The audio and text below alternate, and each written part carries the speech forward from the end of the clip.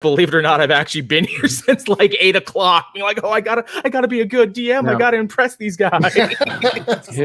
hit refresh. It says 3 minutes there, Hart. I think we're just starting. Wait, where's refresh? Oh, refresh? Yeah, refresh. So how is everyone doing? Doing all right. How are you? Oh, can't complain. Really, really happy you guys spend your Saturday night hanging out with me, of all people. Right? It's all good.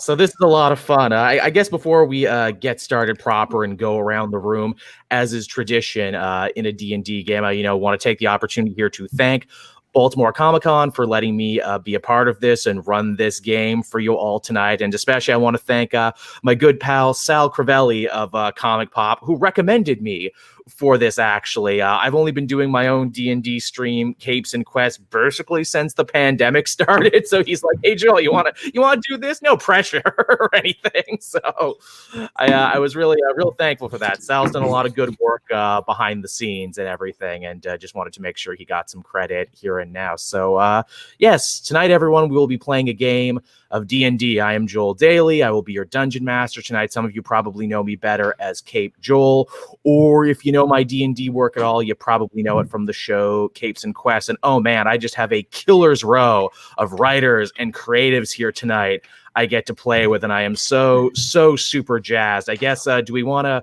maybe go around in a circle a little bit here, and you can introduce yourself, say where people might know you from, and also tell us what kind of character you're going to be playing tonight for this game. Well, I'm going to go first. Sure. Sure, ladies first. Ladies first. My name is Cecil Castellucci. I'm finishing up Batgirl. Batgirl number 50 comes out on Wednesday. And I also did Shade the Changing Girl and Female Furies and The Plain Janes and Soupy Leaves Home and a bunch of other things. And I will be playing a haunted past bard. So we'll see what happens with that. Nice. Love it. Awesome. Tom, go for it.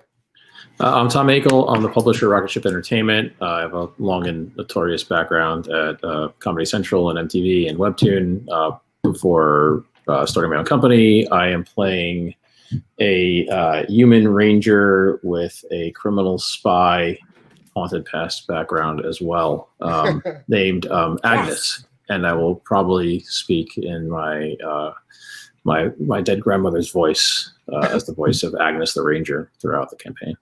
Awesome. Love it. Troy? I'm Troy Little, comic writer, artist. Pegasus Press is our little imprint. I worked on this Rick and Morty Dungeons and Dragons comic as the artist with this guy over here, little wordsmith guy. And we just lost a Ringo tonight, so we're pumped. We're drinking hard. I got the bottle I'm ready to go. I've been drinking since 6 a.m. I'll be playing Gavin Girth. This is Gavin Girth. He is a dwarf barbarian who holds my dice. That's awesome. So good. I'm Jim Zub. I'm the writer of the Ringo losing Rick and Morty versus Dungeons and Dragons with this guy right here. It's so good. So good. We had an absolute blast on that series together. I read the official Dungeons and Dragons comic. I've been doing that since 5th edition launched back in 2014. And I write Conan the Barbarian monthly for Marvel.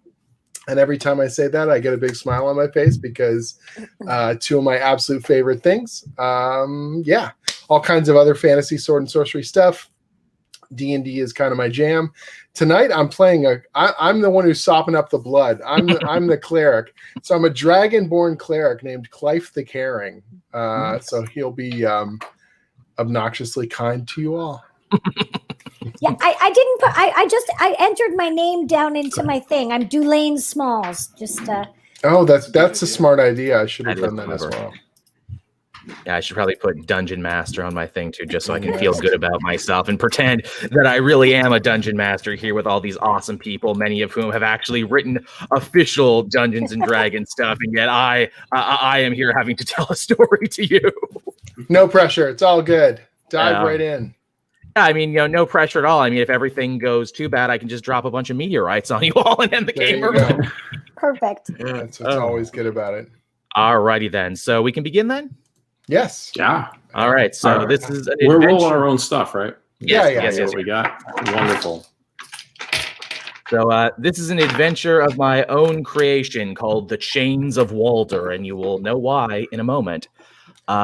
As your adventure begins, you find yourself in the back of a creaky prison cart with your heads covered by burlap sacks. Your hands and leg shackles jingle and jangle as the cart bumps up and down along craggy, narrow roads leading to the keep of the Baroness Walder, a cruel aristocrat who has made mountains of gold selling weapons of death to the highest bidder. You feel you'll probably reach the keep in about a few moments. Is there anything you want to do on the way there?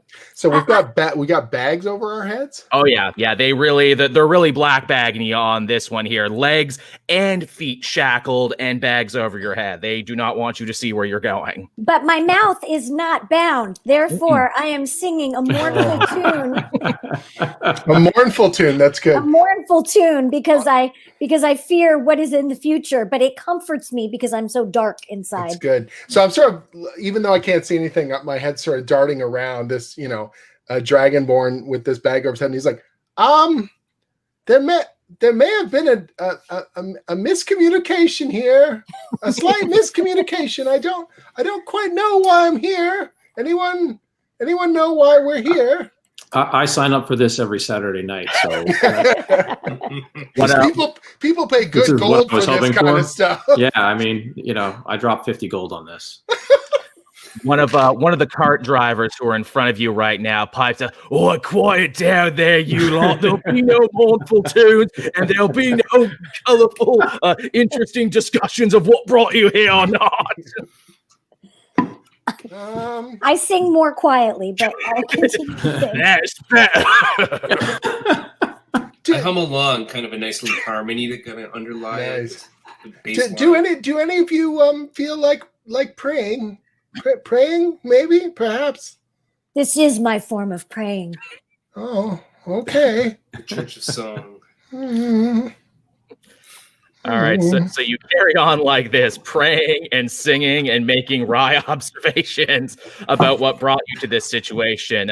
Perhaps you think about whether you're guilty and deserve to be here or not. Eventually, you do manage to reach the keep, and you 4 unlucky people are marched in line up a long, winding staircase to basically the dungeon tower of the keep. And one by one, you have your burlap sacks removed, and you are kicked inside musty stone cells. Man, that's a tongue twister of a word. And I'm like, I would like my sack back. Pay good money for that sack. That's right. I mean, no one's ever asked for the sack back before. I guess you couldn't use it to escape. You know what? I'm feeling in a good mood today. You can have it. Sweet. Thank you very much. I put it back. Looking around. So there's a dwarf. See, so what? Oh, I'm a half elf. Okay, so you're half elf. You got a human. I'm enjoying the stonework immensely. Nice. You're inspecting the stonework. I'm checking out the crevices. I'm getting a good feel for it. Nice. So do you know why we're here? Well, it could be a number one. I'm guilty for The rest of you are not here voluntarily? What's the room? Well, I always knew that my past would catch up with me at some point. So it's just a matter of which thing from my past it is that has brought me here to this moment. That's so mysterious. Dark and haunted. It's kind of nervously looking around. Wait. I said all my proper prayers, and I had at least two vegetables yesterday and some fruit. I don't know what I could have done wrong at all, actually. I did morning prayer, and I did noon prayer, and I did evening prayer. What's the room look like? Are there bars on anything? Yes, they are your typical medieval dungeon cells. With bars in front of them and a lot of stone around you. And you're all in individual cells right now, kind of facing each other. So what is it? Dulaine and Gavin, you're on one side. Jim and Tom, you're on the other. So you can see and talk to each other. But yeah, you're all in different. Okay. So there's bars? Yes. Okay. I didn't have enough citrus. It's always something, my friend. It's always something. Are there guards? Yeah, there's a couple guys by the doorway, by the stairs that you came up, but by and large, and yes, you're in a very tall tower, I should say, that you went up quite a few flights of spiral stairs, so you were up very high right now. Does somebody have their eyes on us, or are they just kind of like... They're just kind of, shooting the shit right now, talking to each other. They don't seem all that interested in you. Oh, like, what's the distance? Like, what can I get away with here? They're about 4 or 5 feet in the thing. You're at the far end of the cells. Do I recognize it? Oh, sorry. Go ahead, Tom. I have one more question. Sure. If I pissed on the burlap and wrapped it around the bars and started twisting it to bend them, because my urine will hold the burlap together, which is why I saved it, will they notice me doing that? I mean, you are more than welcome to try, sir. You go for it. Do you want to roll? Should you roll a stealth and should you roll a strength? Okay, roll a stealth, and then if that works, you can roll a strength and see if your burlap trick works. Wow. Yeah. So as he's peeing, all part of the fun. As he's peeing, I sing a little louder because now I'm seeing my chance to maybe make a move and not be resigned to my fate. So I muster up a singing. What's your character's name, Tom? Agnes. Agnes. Because Agnes, are you a human or what are you? Yeah, I'm a human. Oh yeah, okay. And so I sing a familiar human song that I know, and so that it covers the sound of pee. Wow. And I start to look around. I'll sing along with you. Yeah, I start to look around because now I want to see if I can tell if anyone's weak in any way. Any of the guards. Oh, weak. Okay. At this point with the singing, one of the guards is like, "Oh, they're already singing, man. They've crept under the pressure already, and they ain't been here longer than 15 minutes." I'm looking at the stonework just to get a good sense of really how it's constructed. What kind of is it? Limestone? What kind of? What am I rolling? Working with it's an excellent question, and because you are a dwarf, Gavin, that the cells you're in right now are constructed of the finest top shelf granite. No expense was spared on this, although you will notice when you are examining the stonework, there is some graffiti in your cell, probably left over from a previous inmate. It looks like they had some very choice words for the Baroness, but they went through a bunch of different revisions. First off, it was the Baroness sucks, then the Baroness stinks, then the Baroness blows, and they've just crossed out each one. It looks like they couldn't decide what graffiti they wanted to go with. What was it written with? Blood or? It's written with something. You're not exactly sure. It's a crusty I'm not going to lick the words that are written on the walls just to be on the safe side. There you go. Nice. So if Tom's making I have to roll something. Roll me a stealth check. Why don't you? Don't roll yet. I'm gonna cast +5 guidance. on myself. I'm gonna cast guidance to enhance that roll by 1d4. Cool. So I'll basically be like, although I do not know you, sure, whatever you're doing is perfectly after he's peeing, which is the best part. I'm sure whatever you're doing is perfectly reasonable. So Aminator will bless you in your way. So you can add 3 to that roll. Oh, you roll 3. Okay. So 3, I have a +5 to stealth, so it's +8. Okay. Oh, wow. And I rolled an 11, so 19. You pee so quietly and so stealthily. You perhaps pee more quietly than any person has ever peed before in the history of the world, and you have now gained 1 urine-soaked burlap sack. Years of practice. All right. What am I rolling next? Okay, roll a strength to see. I have plus nothing to strength. Here we go. Uh-oh. That probably should have been the one I gave you guidance on. But, instead, I enhanced your urination. I have to roll my points in dexterity and charisma. Which I'm sure. 18. All right. So you go to town on these bars with your urine-soaked sack, which are words I never thought I would say. But I still don't understand the urine part of this. Why did you have to? It stops the burlap from ripping and keeps it strong. Well, I've learned something today. I don't know about the rest of you, but I expect to see that in the next IDW volume. Yeah, I'll get right on that. Can I ask a question? Are we each in individual cells, or are we all in a cell together? You're all in individual cells. You can see each other. You're all kind of across from each other. I will share my urine-soaked burlap with all of you. Don't worry. Okay. And I have another question. I'm thinking about this Baroness's name, and I have so many blackouts in my past. I'm wondering if it rings any bells to me. Yeah, she's a fairly well-known character in these parts of the world. Not exactly liked, as I mentioned before. She made her money in weapons, basically. You know, she sells high-quality weapons to the highest bidder, and because of that, she's kind of been able to buy her way into the autocracy. And yeah, not loved by a lot of people. Has a lot of enemies. All right then. All right. So yeah, you go to town on those bars with your urine-soaked burlap, and you manage to warp them just a little bit. You manage to put a dent in them, but the longer you do it, you realize that these bars are brand new, of the highest quality iron imaginable, and you figure, yeah, that a woman who makes her money doing, you know, super weapons for everyone probably doesn't skimp when it comes to the metal in her prison. Maybe we can get help. That's right. Have you tried that yet? So yeah, you're just kind of hanging out there now. You do that kills a couple hours. Your singing gambit and your bar gambit, and yeah, eventually the sun begins to set. And do you settle into bed for the night? I hang my burlap sack over a rail so it can dry out, and I can use it for a pillow.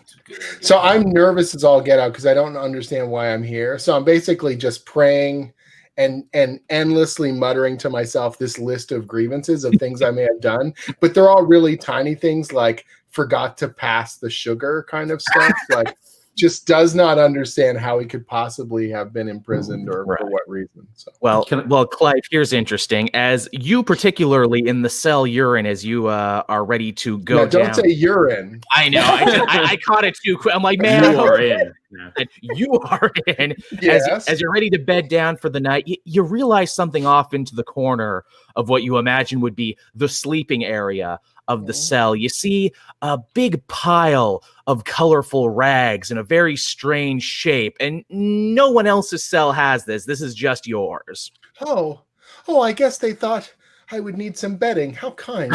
I guess I'll have to share it with the others. So I'll go over and I'll have a look in just the most naive friggin' way. Okay, so you go over to the pile, and the closer you get to the pile, the more human-shaped it becomes, and that is because this is not a pile of rags. These colorful rags belong to a jester who is not moving anymore, who is ramrod stiff. And, is he dead? Oh, yes, he is very much dead, and yeah. But it gets a little bit more than that. You have to wonder, well, how could someone like this die in a cell like this? And your eyes are quickly drawn to his neck region, where you see he has what looks to be an iron chain around his neck that seems to have basically crushed his throat. But it's strange. He clearly didn't do it to himself, but that this is definitely the thing that killed him. It looks like he's wearing a very tight necklace that popped his head like a grape. Well, that's awful. I just I'll sort of take one little part of the colorful scraps and just sort of put it over his head so that he's kind of doesn't have his eyes staring out grossly with his tongue hanging out. And I just sort of pat on top and kind of, there, sir. I'm sure wherever you are now, Almanatter will take care of you and bless your journey to the light and the law and kind places beyond our prime material plane. And whatever happens next, I'm sure you will get exactly what you deserve, but not this. Yeah, I assume all of our weapons and tools have been taken from us. Oh yes, they classic prison rules. They took everything from you when you were brought. Just checking. Yeah. So I'll just sort of kind of give him a small blessing and slowly back away from that part of the cell. Yeah. And just be like, do any of you have corpses in your rooms? Just curious. Do we? Corpses? Yeah, I check my bed. Besides the graffiti, everyone else's rooms seem to be A-okay. No clown corpses. Well, man, yeah, dude. I'm not saying It's I mean, That's a premium. Check his body. Maybe there's a key. Check his body. oh, I doubt there's a key to anything really here. I mean, sure. So I'll kind of I guess I'll grab. Is he wearing boots or shoes or anything? Yeah, he's got like big, funny Harley Quinn boots. Of Great. course. I'll take one of the Harley Quinn boots off, and with the bell on the end of it, and I'll just sort of poke him with it, or sort of lift portions up to investigate. Toss me those boots. I want to wear them. Some nice boots. I'm not here to steal from anyone. That would be a crime. And although we are jailed, that does not mean we're criminals. What are the guards Speak for yourself.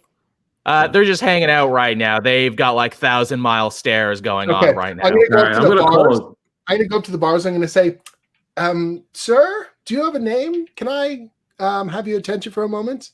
Yeah, I have a name. It's called Shut the Hell Up. Oh, Mr. Hellup. Hellup, we've got a problem here. See, they forgot to scrub down before they dropped me in here. There's a previous occupant who had an unfortunate proclivity, and so I just wanted to see if that could be, if you could maybe give it a little, take him to his proper resting place. At this point, the two guards start laughing. Oh, yeah, old Jumbo the Jester. Funniest thing he ever did, I tell you. And I assure you, it was no accident. And then they go back to what they were doing. And I just sort of look and I'm just curious, kind of go, no accident. Well, if it is suicide, I hope you didn't intend quite a death like this, sir, because I'm sure you are quite nice and funny in your own way. And I'll do another little blessing for him. The longer you sit there and the longer you look at the scene, definitely doesn't look like suicide. Basically, it looks like his necklace got too tight, which is weird. Like he could not have done that to himself. It's so very. I'm sort of Am I wearing a looking at necklace? Are you wearing that? Yeah. Is it I want to take it enchanted? off. Like, is it got any sigils or anything on it? Roll me an Arcana check. I can do that. Probably not fantastically, but I can do that. Oh, not bad. 13. Okay, yes, this is most definitely some manner of magic item, though you cannot place the school, and even then, this looks like something like who would design something like this? This looks like it was created by some sort of madman. Oh, well, that's rather unfortunate. 7. Are any of you? Do you? Oh, never mind. Just sort of looking at it and just kind of creeped out by the whole thing. I'll kind of sleep in the opposing corner from Clown Corpse. Wonderful. I'm like, excuse me. First of all, this is a very unhealthy, unsanitary situation to have a dead person. You know, I expect my, especially from the Baroness with all of her money, to have, clean jail cells. Second of all, I'm hungry. Where's my crust of bread? Could you please go up and ask somebody where our food is, water? There are certain things that are required, if you're just going to arrest people without knowing why. I demand to have answers. Are you threatening or coercing? Because if it was a threat, I would say roll intimidation. If not, I would say roll... Well, what's the thing if you want to convince? Again, what's on the tip of my tongue?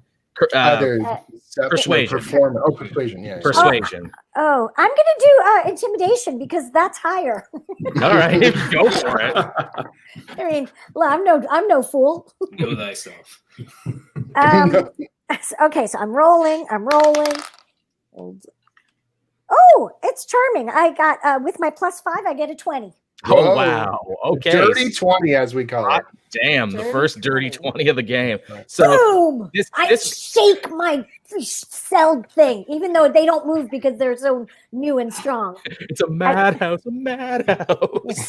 At this point, the guard, who is actually moved by your performance there, he just kind of shrugs his shoulders and he goes, don't get paid near enough for this. And then he goes, and yeah, he eventually leaves and comes back with your shot of water, crust of bread, all the other stuff. And it's like, all right, eat up. He for everybody, right? Yes, yeah, for everybody. Oh, good. So when he comes to the thing, I'll go, could you maybe take this body somewhere? I can hear my voice in the background. I'm sorry. Yeah. That's all right. Oh, go ahead, monkey. Upstairs. It's all good. So is there anything we could do about this body? It's above my pay grade there, cleric. You'll have to take it up with the warden. He comes in tomorrow morning. I guess we have to go to sleep. Do I have an opportunity when he's... Oh, he dropped out a little bit there. Uh-oh.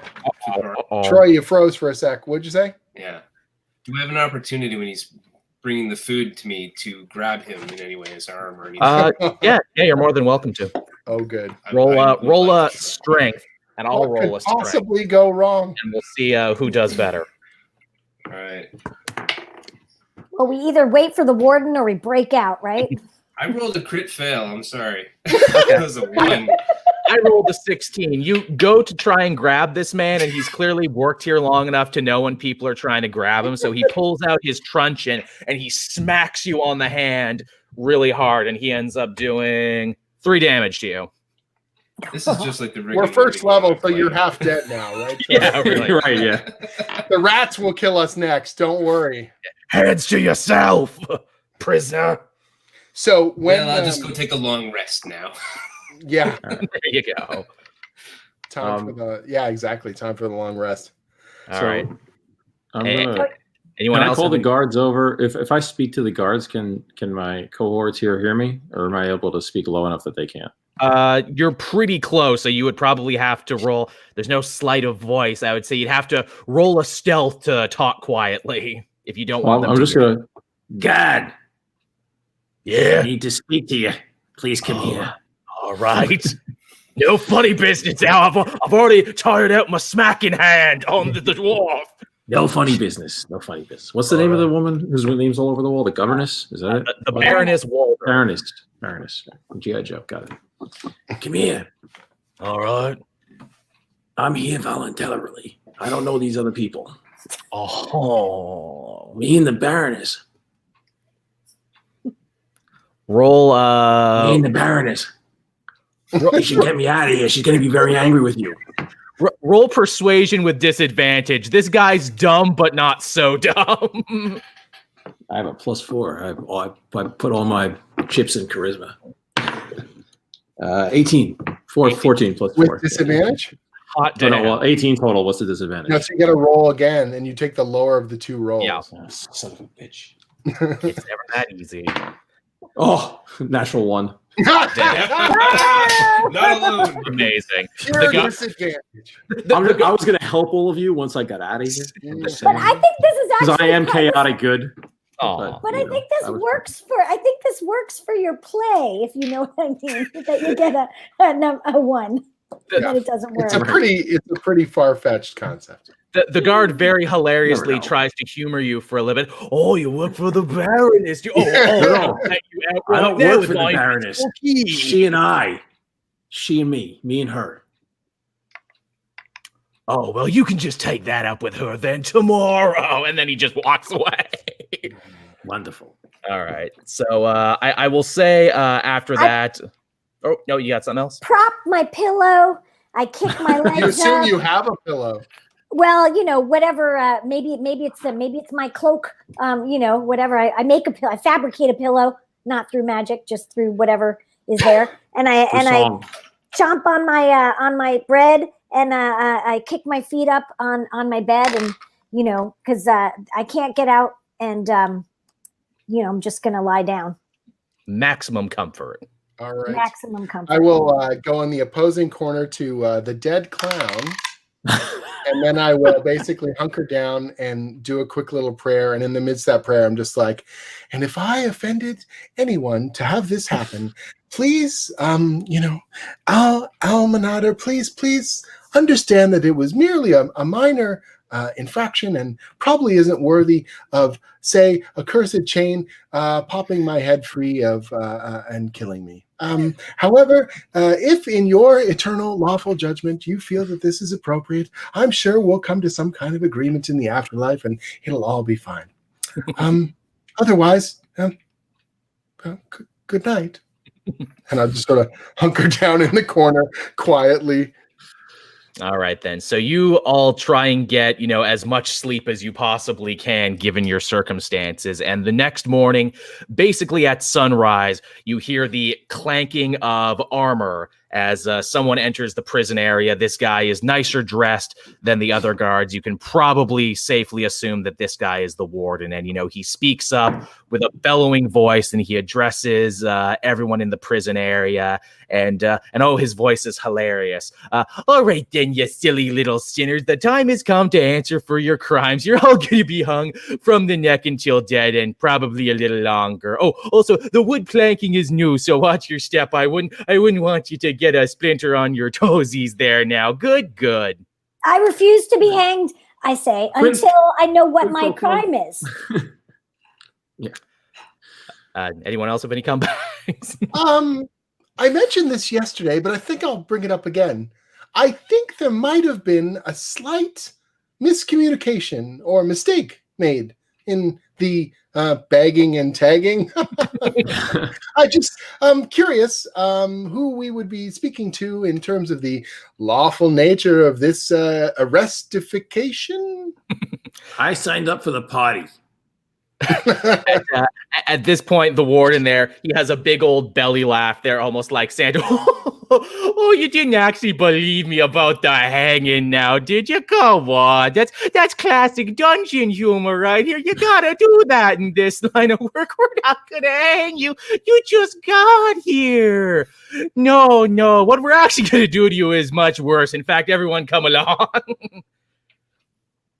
So they bring us out of our cells? Yes, they bring you out of your cells. They reconnect you basically into the chain gang format, and they lead you down through the tower in to the castle keep itself. It's a large building. You see servants kind of avert their eyes and try and steer clear of you as they kind of walk you deeper and deeper into the structure itself. And eventually, at the end of your trek, you reach a large oaken door with elaborate designs carved into it. And on the other side, you see the throne room of the Baroness Walder. And oh, this room is tacky. It is just, a lot of shag carpeting and gold curtain rods and white marble statues, assuredly of this woman herself. And yeah, that is where you stand right now. So Agnes, nudge him. You and her. Yeah. Where's my Baroness? Get her over here. Yeah. Why don't you sweet talk her? Oh, I'm gonna. Sweet talk, Agnes. Do Toots. The Baroness is at the other end of the room now, standing basically by her throne. She's an older woman with a lot of thick powdered makeup, red ruby lipstick, a resplendent gown with fur trim. And as you enter the room right now, she is holding a massive crossbow in her hand and using it to shoot apples and bottles and what have you off the heads of the members of her court. You see a lot of scared, well-dressed men and women literally shaking in their boots as this lady just shoots stuff off their head. And when she's done, pours a little wine, shoots another arrow, pours a little wine. She's having a great time. No, we're perfect. Like her.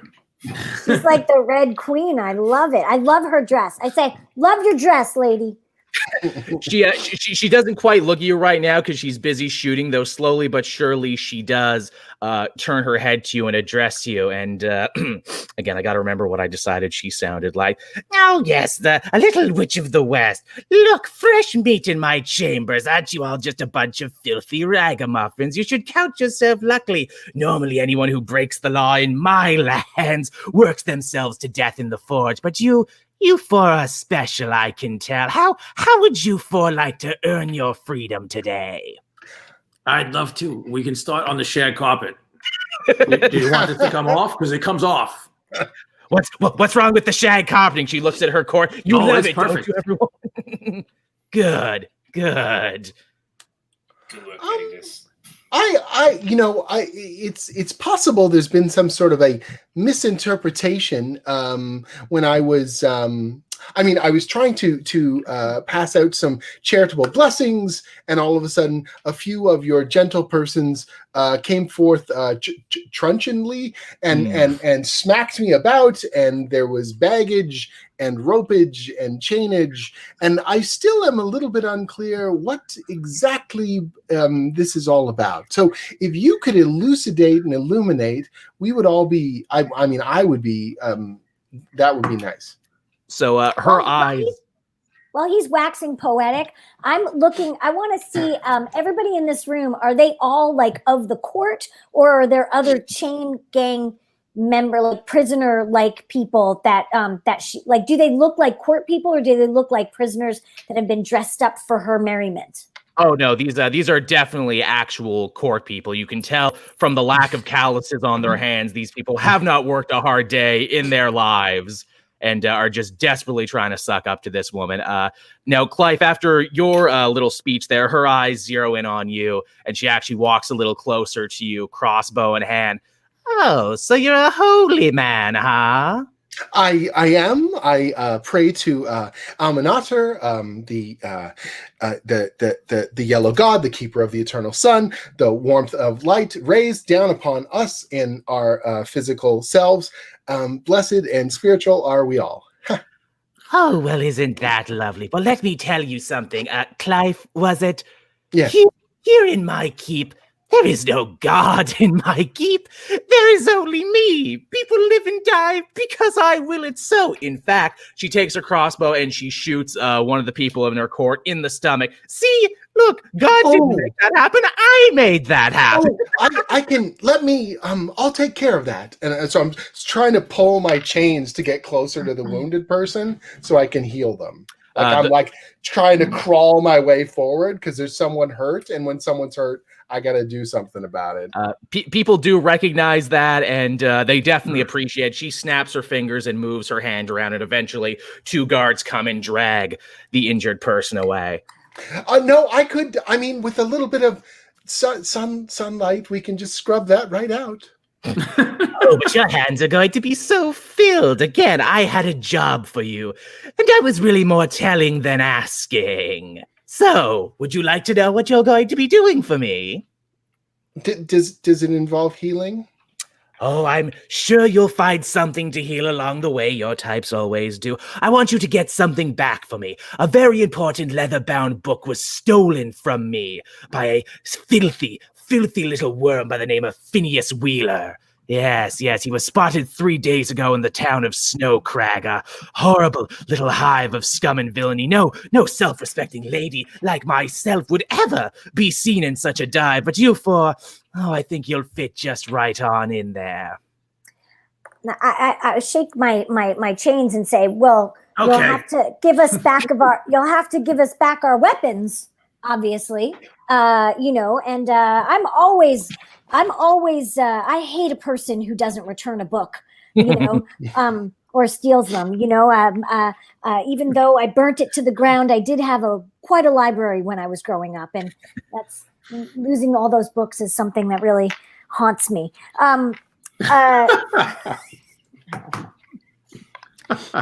She goes over to the wall at this point, and there's like a big fancy portrait there, a whole bunch of them, and she goes to one in particular and rips off a little piece of it and comes back to you with it. Yes, this is the fellow right here, Phineas, dirty little halfling. Get back what he stole, and all your crimes in these lands shall be forgiven.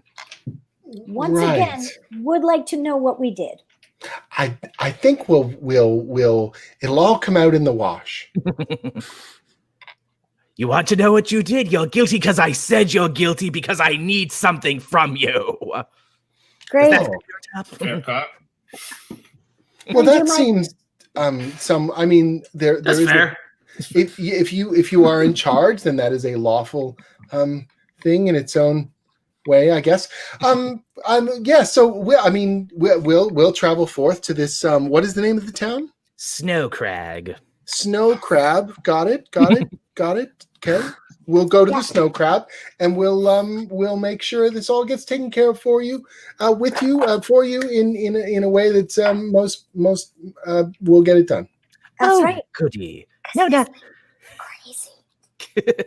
Now, naturally, I just can't let you little birds fly the nest on you. Oh, now you're going to have an escort. And she snaps her fingers again. And this time her court wizard kind of comes stumbling out of the back room. This guy, he's a half elf. He's got like brown and white billowy robes on him, big long mop of hair covering his face. And dude smells like a distillery fire. You can tell from here. Yeah, this guy. Gavin's got a friend. Yeah, My kind of elf. Yeah, drunken court wizard, and the Baroness introduced him. This is Rictus, my court wizard, and oh, he has such wonderful ways with people. Show them, Rictus. Show them what you do. At which point, Rictus, he pulls the hair from his face, and he kind of tries to stand up straight, and you see he pulls out a little wand from his sleeve. All right, ma'am, I'm gonna do that right now. And he moves his hands in a magical manner, and the shackles that bind your hands and legs begin to glow. They glow and shift and change, and eventually, once they're done transmuting, they become necklaces around your neck. Yeah, just like the one you saw before that killed the jester. Yeah. Rictus begins to start talking to. Yeah, you like these new pieces of jewelry? They're creations of my own, ones what got me kicked out of the magical conservatory. But luckily, the Baroness appreciates a man with my kind of vision. And then he takes out a flask and starts drinking from it. Let me tell you how these little numbers here work. You piss me off, they get a little tighter. And every day at sunrise, I gotta retouch the spell. Because after 3 days of no retouching, your head pops. So be good now. So we're like some kind of Suicide Squad or something. I don't know about that. No. It's just the Baroness is named Walder and the warden was named Reeve, but you know. It's okay. So I see. Well, that all sounds very awful. Okay, I guess snow crab it is then. All right, follow me now. So the court wizard starts leading you through the keep once again to the stables where you have a carriage already waiting for you. And in the back is all of your equipment that was taken from you, all your weapons and armor and everything else. And it says, all right, you all know the drill. Get yourself all sorted up. He also throws you a map. That's how you get to Snow Crag. He then makes himself comfortable in the back of the wagon and starts draining his flask. You all be good now. If he dies, we die, right? Right. That's what I was just going to say. I go up to him and sit down and inquire about the rules of the spell. Oh, yeah. Sing a nice song to make him feel like he can, Nice. it's like a sea shanty, I definitely trust that you all are going to play by the rules on this one. You could definitely try and kill me, but I mean, there'd be no one to retouch the spell after 3 days. So y'all best take care of me now. And but don't you have? No, I'm more worried about his drinking. I'm in a good place with that. You a whiskey elf? Oh, you know. What kind of elf are you? What are you drinking? He smells like whiskey. Yeah, you can definitely tell. Oh, he's one of those moonshine elves. Yeah, really. From the backwoods of Faerun. That's right. Elf. Mm-hmm. All right, so we're in the wagon. We're going towards Snow Crag. You're ready to go. Yeah, who's driving in this situation? Who took the chance to drive? I guess I'm up front because I said I was going to sit next to him and ask him inquire. So I got the He reins. can't drive. Oh, he's in the back. He's letting you guys drive. He's just a babysitter. He's just hanging out to retouch the spell if he has to. Yeah, I'm singing to the horses to make them feel good as we go along the road. They do feel good, actually. You're definitely doing your part there. I got the touch, my silver throat. All right, so you begin your trek to the town of Snow Crag. You've all been in the area long enough to know that once upon a time, this was actually a very successful dwarven mining community that fell on hard times a couple years back when all the ore... Yeah, exactly, you do know that. I know this. When all the ore dried up. In recent times, though, it's become a real port of call for gangsters and other assorted criminal types. As you approach the outskirts of town, the snow begins to fall. Rictus awakens from his drunken stupor and basically tells you to leave the cart here and head on foot.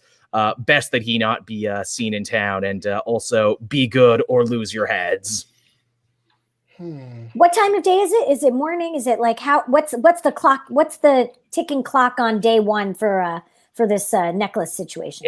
It's a little before lunchtime right now by the time you get there from the keep. This is Snow Crag is up in the mountains. I probably should have said that. So yeah, it's a bit of ways away from the keep. The keep is more in the lowlands, good real estate.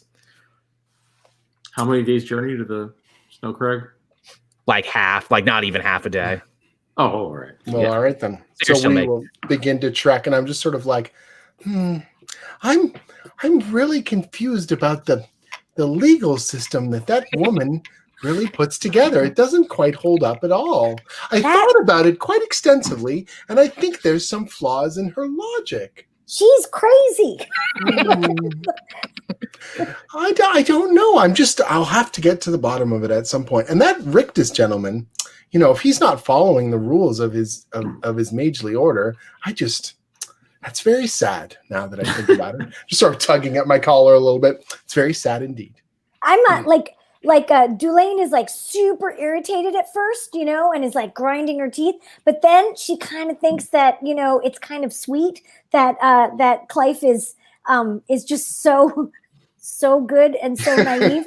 And because she's got such darkness inside of her from her past that, like any little shred of light, it's like a little soothing. So she slaps his back, you're really good, Clive. Aww. Well, we're really all on a journey, and so I don't think of it so much as being good. It's an ongoing process. We all have to go through it day by day. We wake up and we make a choice. We make a choice about whether we're going to follow the law and do right by other people and make the world kinder or less painful or less choking. I'm going to put that into some lyrics, and I'm going to sing you a tune about the road, the journey to goodness. I'm really feeling a need to find a tavern right now listening to you two. So can we look around and see is there a bar nearby? I don't know that we have time for libations, my good sir. We're on a mission. I thought we were walking. We're in the town? I thought we were we're walking to the town. Yeah. Oh, okay. Wait, I thought we're on foot? Yeah. Yeah, you are. He parked outside the city limits. Yeah, he's keeping the cart because he's a real jackass. Yeah, he didn't want to be seen with you. So so he's in the cart sleeping? Yes.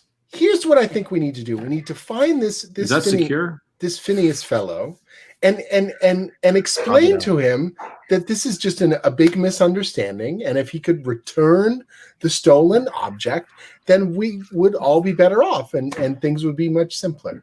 Very true. Well, I'm with Gavin. Gavin, we're not doing any of bars. Taverns.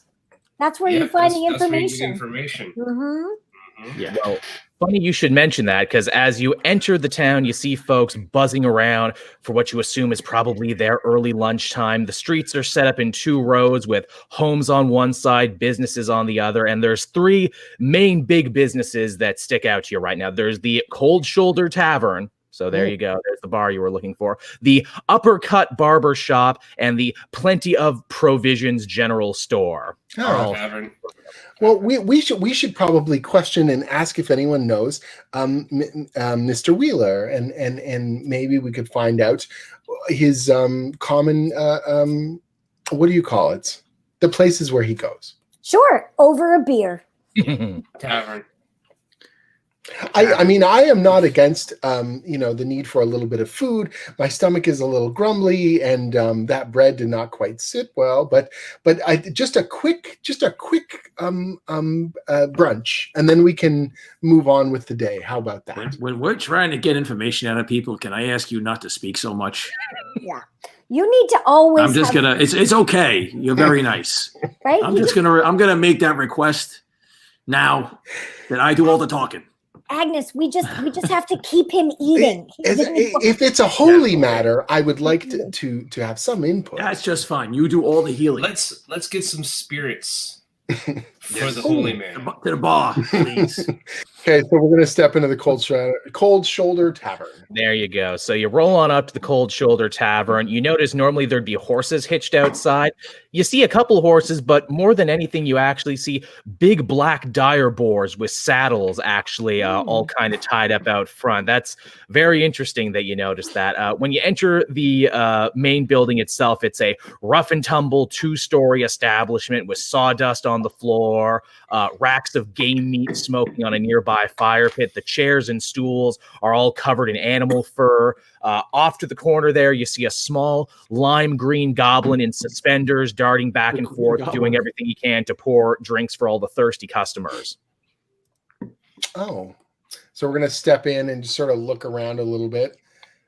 Is the clientele mostly human, or what's the sort of spread? There's a nice little mix there. Predominantly, it's dwarven and a lot of humans. They're like 60-40 dwarven human, maybe like 5% other. Though you do notice something interesting about the dwarven folks here. They don't look like any dwarfs you've seen before. They're all wearing black spike leathered armor with a picture of an angry dire boar on the back. They also have tons of facial tattoos and piercings, and their hair are all cut into mohawks with like different jewelry in it and everything. Oh, they're probably worshipers as well. So I'll just go walking right up. I told you it's a holy matter. I'll deal with it. Pull him back. I pull him back. I'm just going to walk right over to them. I pull him back. Shove a piece of bread in his mouth. That's what I do. Pull him back. And I say something to my friends. I'm so sorry, Agnes. I say something. Do we know what race or species Phineas is? Yeah, he's a halfling. You saw from the portrait. Oh, right. Okay. Sorry. Right. And there's humans in here? Oh, yeah, there's humans here too. And are they dressed in S&M gear as well, or what are we doing? Yeah, they look pretty normal. They look hard Scrabble, but they look normal. Like affluent or just middle class, or what are we going? It's very working. This is a rough town. Salt of the earth. Yeah. Okay, got it.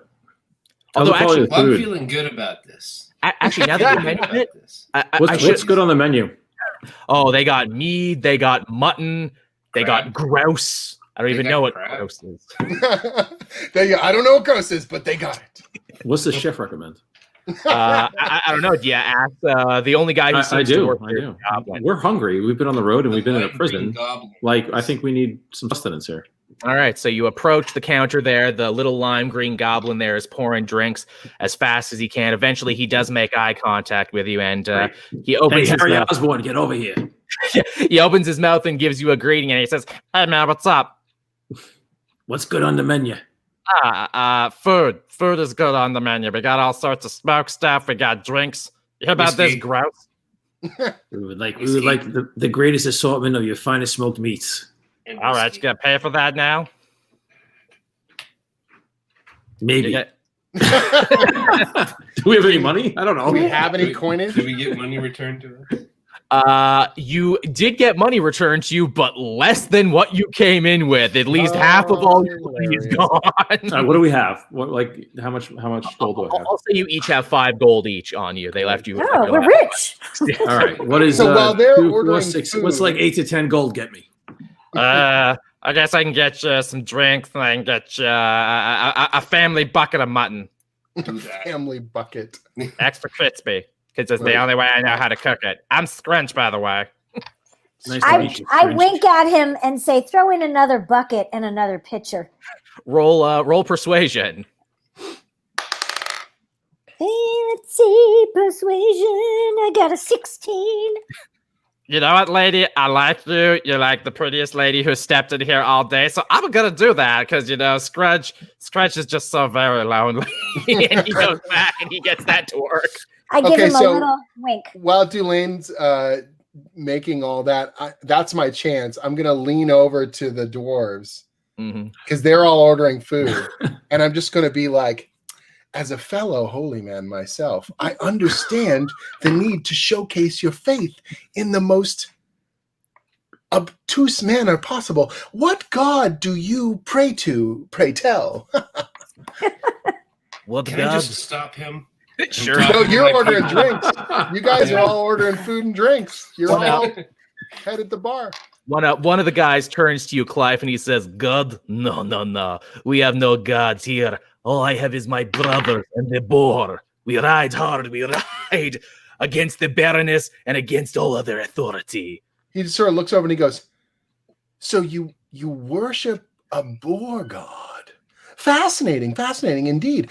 I'm. So is this a god of free range or tusks or what exactly would you say is encompasses your prayers and symbols?" This guy starts looking at all of his other brothers, and they turn around and point to the symbol on their back, and they're like, "We are not a church. We are a gang."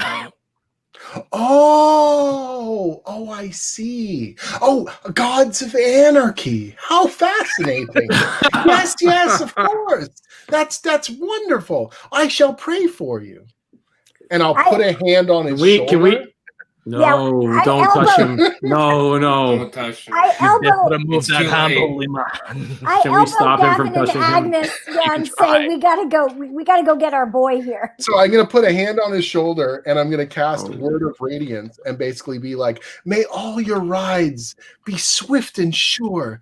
May the hooves of your boars tear deep into the land to give you traction evermore." Okay, you do that, and the light actually fills his eyes, and you actually hear him explain, "Oh my God, I have ruined my whole life. What have I done with myself? I should be in school. I'm sorry, I'm sorry." He pulls the jewelry out of his mohawk and throws it down and just leaves. "I'm going back to school." You gotta wash the tattoos off. Yeah, exactly. And all the other dwarf gangsters are like, "What the hell just happened?" I'm sorry. So I'm gonna pick up his piercings on the floor. I'm gonna hold them up and I'm gonna go, "These are not mine, but if you could make sure they're returned to him, I would deeply appreciate it." And I'll hand it to one of the other dwarves. They snatch it out of your hand and go back to their drinks at this point. This shit got too weird for them. All right, So Okay, I'll go on up the to the table bar. for my drink. Bring it to me now, please. I need a drink. All right. Can I talk to the Grinch? Scrunch, yeah, you can totally talk to Scrunch. Grinch, come here, Grinch. I think I told you my name is Scrunch. Grinch is my cousin. He owns the other tavern. Sorry, he's a nice guy. He's all right. What can you tell me about Phineas and Ferb? Yeah, his eyes start narrowing at you, and he kind of gives you a look, and he's like, "What makes you think I know anything about Phineas?" He's very famous around here. He's a legend. I want to know all about the legends. I mean, he's famous because he works. I'm going to write a book about him. I mean, he's famous in as much as he works for the Baroness, which means he ain't exactly too popular around here. And Scrunch points one of his green fingers to the dartboard, and you see they basically created a Baroness in effigy that is filled with darts from the bar. Wait, Well, so that's if not very we good. wanted to go get Phineas and do not nice things to him, everybody here would want to help us? I mean, I'm not saying anything, man. I wouldn't be a very good bartender if I was just like, giving away secrets of people who may or may not be in here, man. Scrunch has a code, man. Come on. Okay, what if I wink and tell you how nice you look? I mean, that would make me feel all warm and fuzzy and everything, but I mean, I already gave an extra family bucket of mutton, so I mean, what do you want from me? Grinch, Scrinch. Buddy. Buddy. Scrunch is my brother.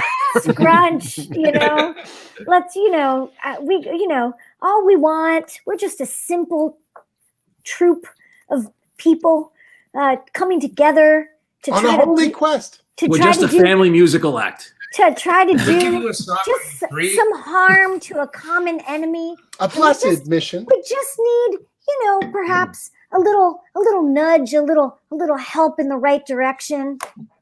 Yeah, if you guys don't like Finn, we can also not like Finn. Exactly. We're working. We can do that for you. I'm sure We it's could just do a it for you. disagreement that we could all work out if we just sat down and spoke about our common needs. I put No, another. We don't want him to talk anymore. Yeah, I put another. Yeah. So I'm going to go up to Piece the of bar bread. and I'm going to be like, "Dear sir, first of all, your mutton. particular greenish pallor is wondrously bright and cheery, nature-like. Do you have any sarsaparilla?" Mutton in his mouth. At this point, Scrunch just kind of sighs. All right, you know what? You guys are quickly becoming bad for business, so I guess I better meet you halfway on this one if I want to get you out of my goddamn hair. Look, okay. Don't say goddamn. Oh, I said it. I can't say one way or another if he was here. Wink, wink. And if you want any more... Wait, am I clear that the gang of dwarves don't like him? I think he wants us to find someone named Wink Wink. Those Diabor riders, man, they don't like anybody. Let me tell you that way. Like, I don't even like those guys. I'm supposed to be paying. How does that guy come in here and survive? Well, maybe he didn't look like himself when he came here. Okay, well, I Wink look around. Wink? Yes, wink, wink. I hear you, wink, wink. Is there anybody that looks out of place right now? Everyone, roll an investigation. Yes. Rolling. I'm not rolling because I'm not investigating anything. Well, geez, Louise, that's a natural one. You poke yourself in the eye. Well, looking. I'm looking around too. Yeah, absolutely. I got a 17 plus whatever. All right, so you got the gangsters. They kind of I don't know which one I'm looking at. Plus whatever in there. Love it. Well, what am I rolling for? Investigation. So 17 is high enough on its own to tell you what you need to know. You got the gangsters at the back. They kind of got their own table. They're like playing cards and knife games and everything else. You got the hard Scrabble worker folk trying to make whatever they can in the mine with what little is there. You see a set of rooms up top where people who stay the night do their staying and sleeping and what have you. Over in the corner, though, you do actually see one guy who looks like he does not belong, mainly because he's dressed much nicer than everyone else. He is a human. He definitely looks like nobility. He's got like a big red frock coat with gold trim and like an ascot and everything. And he's just sitting at a table. He's got like a whole bottle to himself and everything there. And he's just kind of hanging out. And his table is the only one that actually has a tablecloth on it, which makes you think, did this guy bring that from home? Nice. All right, I just want to rewind for 1 second because I'm the one who rolled that. What was the first table? All the gangsters at the back. The gangsters in the back. Okay. Clive. Yes. Clive. Yes. There's a table in the back. Yes. I really think they need some enlightening. Oh, very much so. Right now. First. Yeah. You go. I think you should go do that. Give them all the magic love that you have. No. It's not about love. It can be whatever you want it to be. Dulaine, I need you for a second over here at this other table because we want to stay away from you so you can do your magical holy work properly. So I'm gonna pat Agnes on the shoulder and I will give a word. Hold on, no. Yeah, more. I'll give you guidance again. So basically, the next ability check you make, you're gonna get a plus 1d4. You're such a wonderful human being. And then I'm going to wander forth to the table and I'm going to say, show me this wonderful. They're playing the knife game, where they're going between the fingers. I'm going to be like, is this some sort of a prayer? And I'll just go over to the table and watch. So again, they're kind of trying to pay you no mind right now, but you can tell they're getting like very, very sick of this holy man within their general godless vicinity. But they let you watch. They're not messing with you yet. I was like, Gavin, can you make sure he doesn't die? Yeah, I'll see what I can do, but don't take too long. So I'll cast guidance on the guy doing the knife trick, so he's really good at it. Oh, he's just killing it now. He's so awesome, and everyone's like oohing and awing at him. And I'm just going to look and I'm going to go, all you need to do is think about your proper place in the universe, and everything comes together. That's how this works. That's why we pray. Think about my place in universe. Yes, and knife goes so much better now. You're slowly but surely converting this gang one person at a time. I gave Gavin one of the buckets of mutton and also the pitcher of mead. Happily eating and drinking like a KFC big meal boy here, And I'm sharing with the gang as well because they're my brothers. Yeah, they're liking you a lot actually because you're a big tough barbarian guy. They warm up to you right away. And eventually, Gavin, one of the guys, he's nicer dressed than the other dwarf bikers, but he starts talking to you there, and he says, new in town? I thought I knew all the dwarves around here. You don't know everybody. I've been here. I've been a lot of places. You may see me, you may not. Well, I'm working, and I'm kind of a big deal around these parts. I tell you what, you look big and strong. You ever looking for a little work, little security, little shakedown here and there? It would be good, Maybe make a little money. Money, eh? I feel like Jim's gonna walk out of the front of this bar and knock over their row of horses. That's right. It's gonna be a Pee-wee's moment. So Agnes, do you have a plan? I have a plan. Come with me. What's the plan? Don't worry. My eye is still watering from poking myself in the eye. Okay. I need you to be on point. Come here. So I'm ready. We walk over to the guy, fancy pants guy, yeah.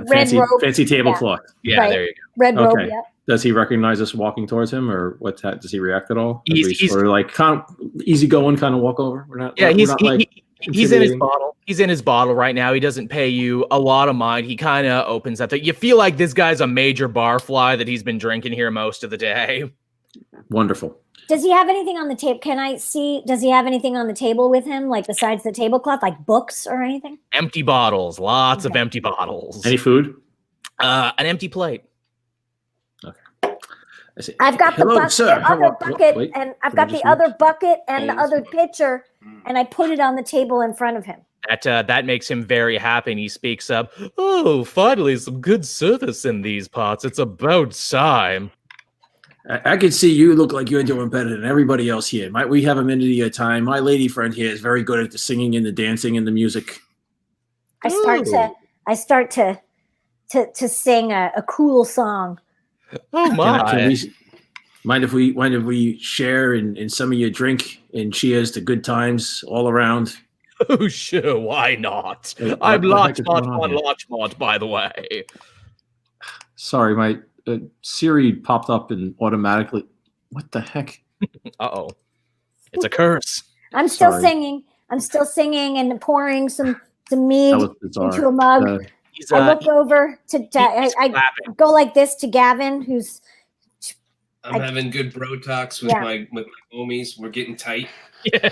Meeting the mob. They're loving Gavin. Gavin's a big hit. I'm just looking over the knife ritual, and I'm going to say, so what is the end result of all this rush of adrenaline? What does it make you feel about your place in the universe? Well, first you stab, then you stab more, then you stab quicker to also stab more. No, but it's a matter of the rush that you feel on the precipice of pain, but not quite. And the guy's doing the knife thing, so now I might end up distracting him probably. Yeah, really. But I'm still talking, I go, so do you think at all, or is it about clearing your mind like a meditative approach? Well, mostly for me, it is to show how cool and masculine I am amongst my peer group. You're gonna cause this guy to stab himself in the finger. It is also why inevitable. Is why I get tattoos and cut hair into mohawk. It's sort of nodding and nodding. I understand these symbols to align yourself with the group and to feel that you're part of a community. I think that's really powerful. I think it's very important. Say for myself, all of us on this holy mission are wearing these pink on my neck. Yeah. It's a sign of our shared commitment, if you will. Oh yeah. I wonder about that chain actually there. Are you in cult or something? You are not first person I see wear chain. No, it's not I wouldn't say it's a cult. It's more of a calling, if you will. When this guy mentions the chain, though, the big boss who was talking to you, Gavin, he kind of overhears this, steps up, goes over to the guy playing the knife, taps him on the shoulder, and basically gives him a look that says, it's your time to leave now. And he actually gets up and he walks out. Okay. Mutton? Can we cut back to Bucket Phineas? of mutton? Sure, yeah. We'll cut back to you. So yeah, you're drinking with Larchmont Von Fancy Pants over there, okay. And he's drinking and laughing. It was ever so droll, I tell you. And I just keep pouring more made into his he, cup. He takes a bite out of his mutton, and then you actually see he goes under the tablecloth and feeds it to two of his pets that are under there. This guy has two guard drakes under guard drakes. Guard drakes. Wait a minute. I would like to do something. Mm-hmm. Sure. I have speak with the animals. So I know.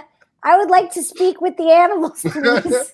All right, you speak with the animals, and which one do you want to talk to? There's a blue one and a green one. I'm gonna talk to the blue one. Okay, the blue one. The right choice. I pretend that like I drop something on the ground. Smart. And then I just sort of dip under the table while I give Agnes a little look to cover for me.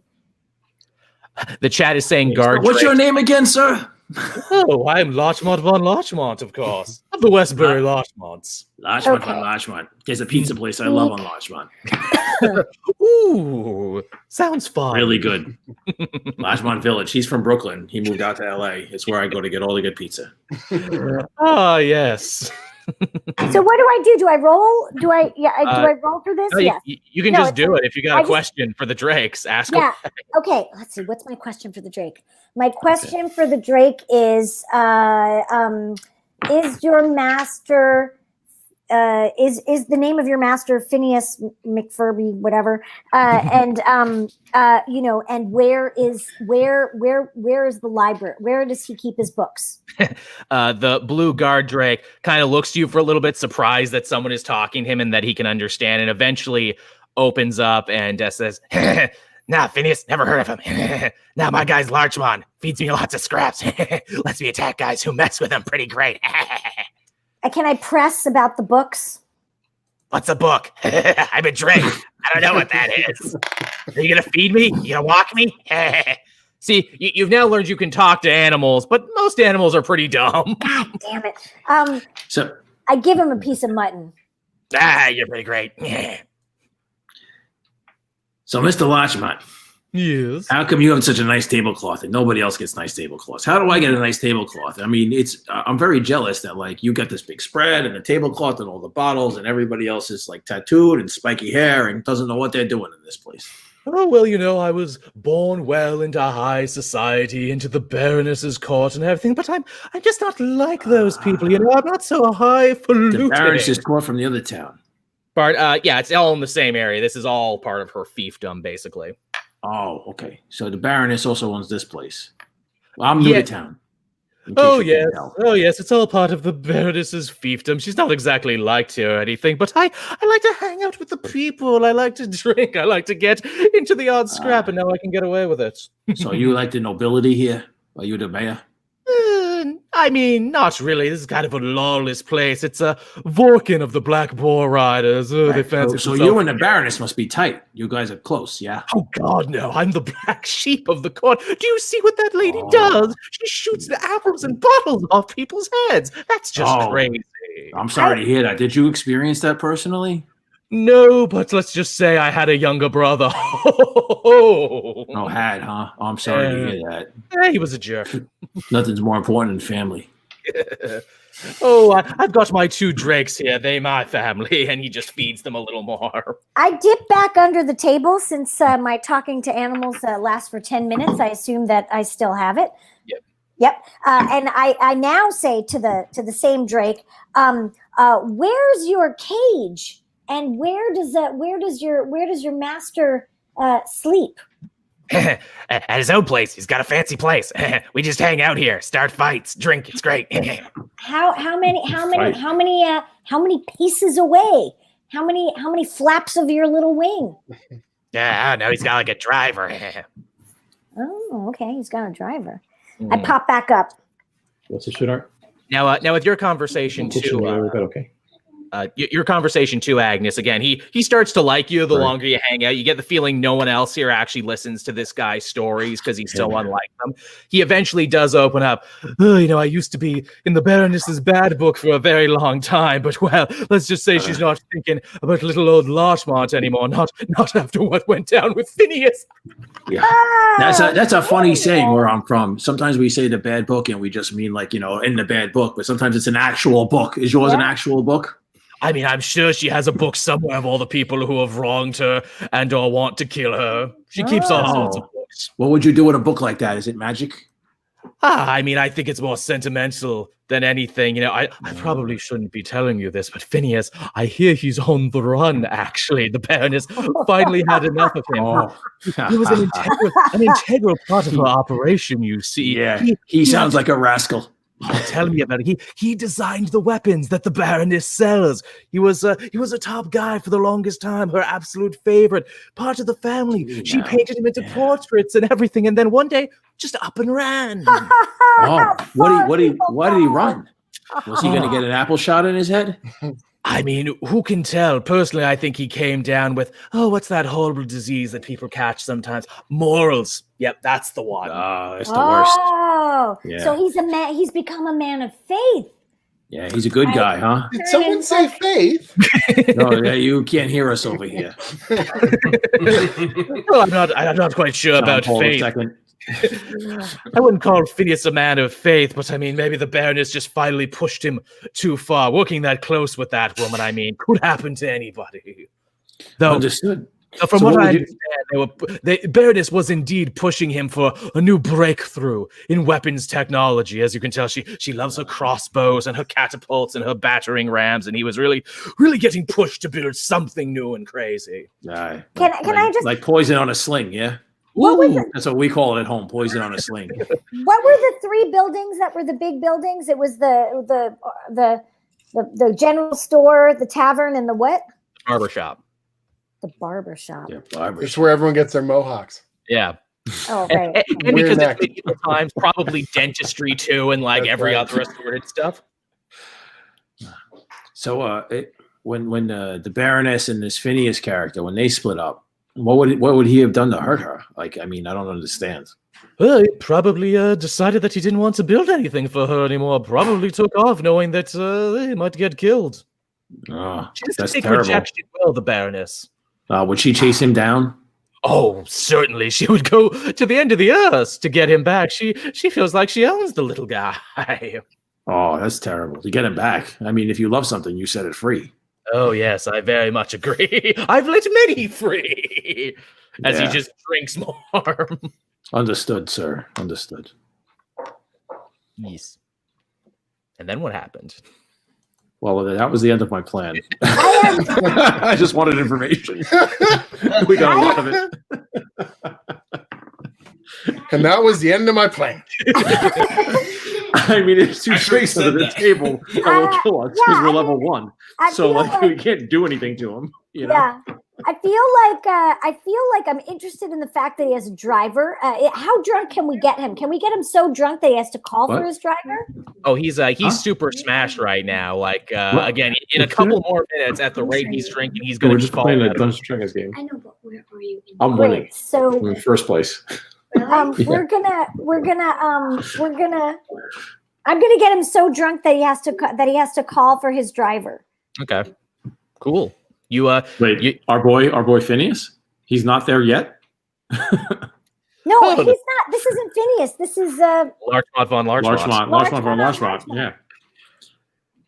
I don't think it's Phineas. I think it's really Larchmont. Well, no, I thought that's what the Grinch said, is like he's here just in disguise, and then Dungeon Master Joel described in great detail. It's hard to understand. By himself at a table in the back. With Scrunch's voice, he basically said that, he couldn't tell you if he was here or not, wink, wink, but if he was here at one point, he didn't look like himself when he got here. Right. So that he seemingly did something to doctor his appearance before he got here and dealt with any of the bar people. Wink, wink. What does Larchmont von Larchmont look like again? He's just a human. He's just like a rich douche, basically, hanging out there. Wink, wink. It's Scrunch. We're barking up the wrong tree. You're right. Because they're both the same size. The bar. And wink, wink. What better place to hide than in plain sight? Yes.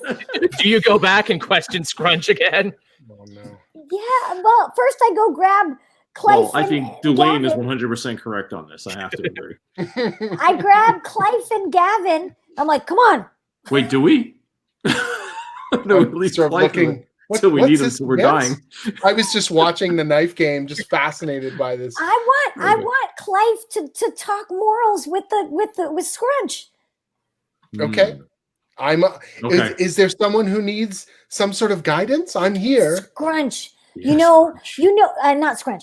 Clive. Grinch. No, Clive. I'm talking to Clive. So many names. So many Yes. names. Talking to Clive.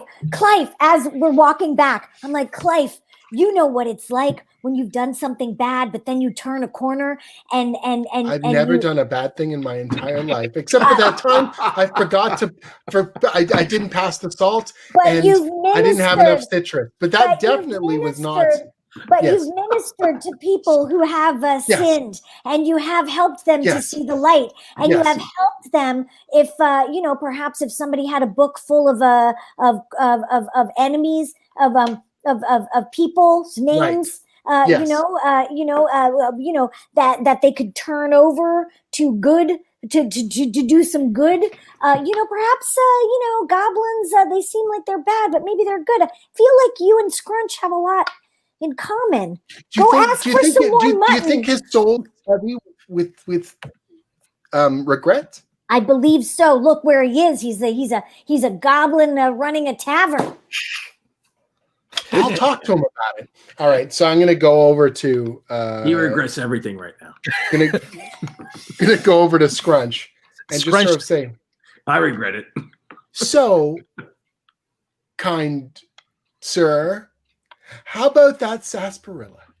Scrunch just starts rubbing his eyes at this point. Oh my god, are you guys still here? Seriously, every moment you are here, there is going to be a massive bar fight, and I am going to lose so much money. Look, the guy you're looking for, he was here, but he did not look like himself. Now, where would we go if we wanted to change our appearance? Oh, I go, we have to go to the barbershop. Ding, ding, ding, ding, ding. All right, now get the hell out of my bar.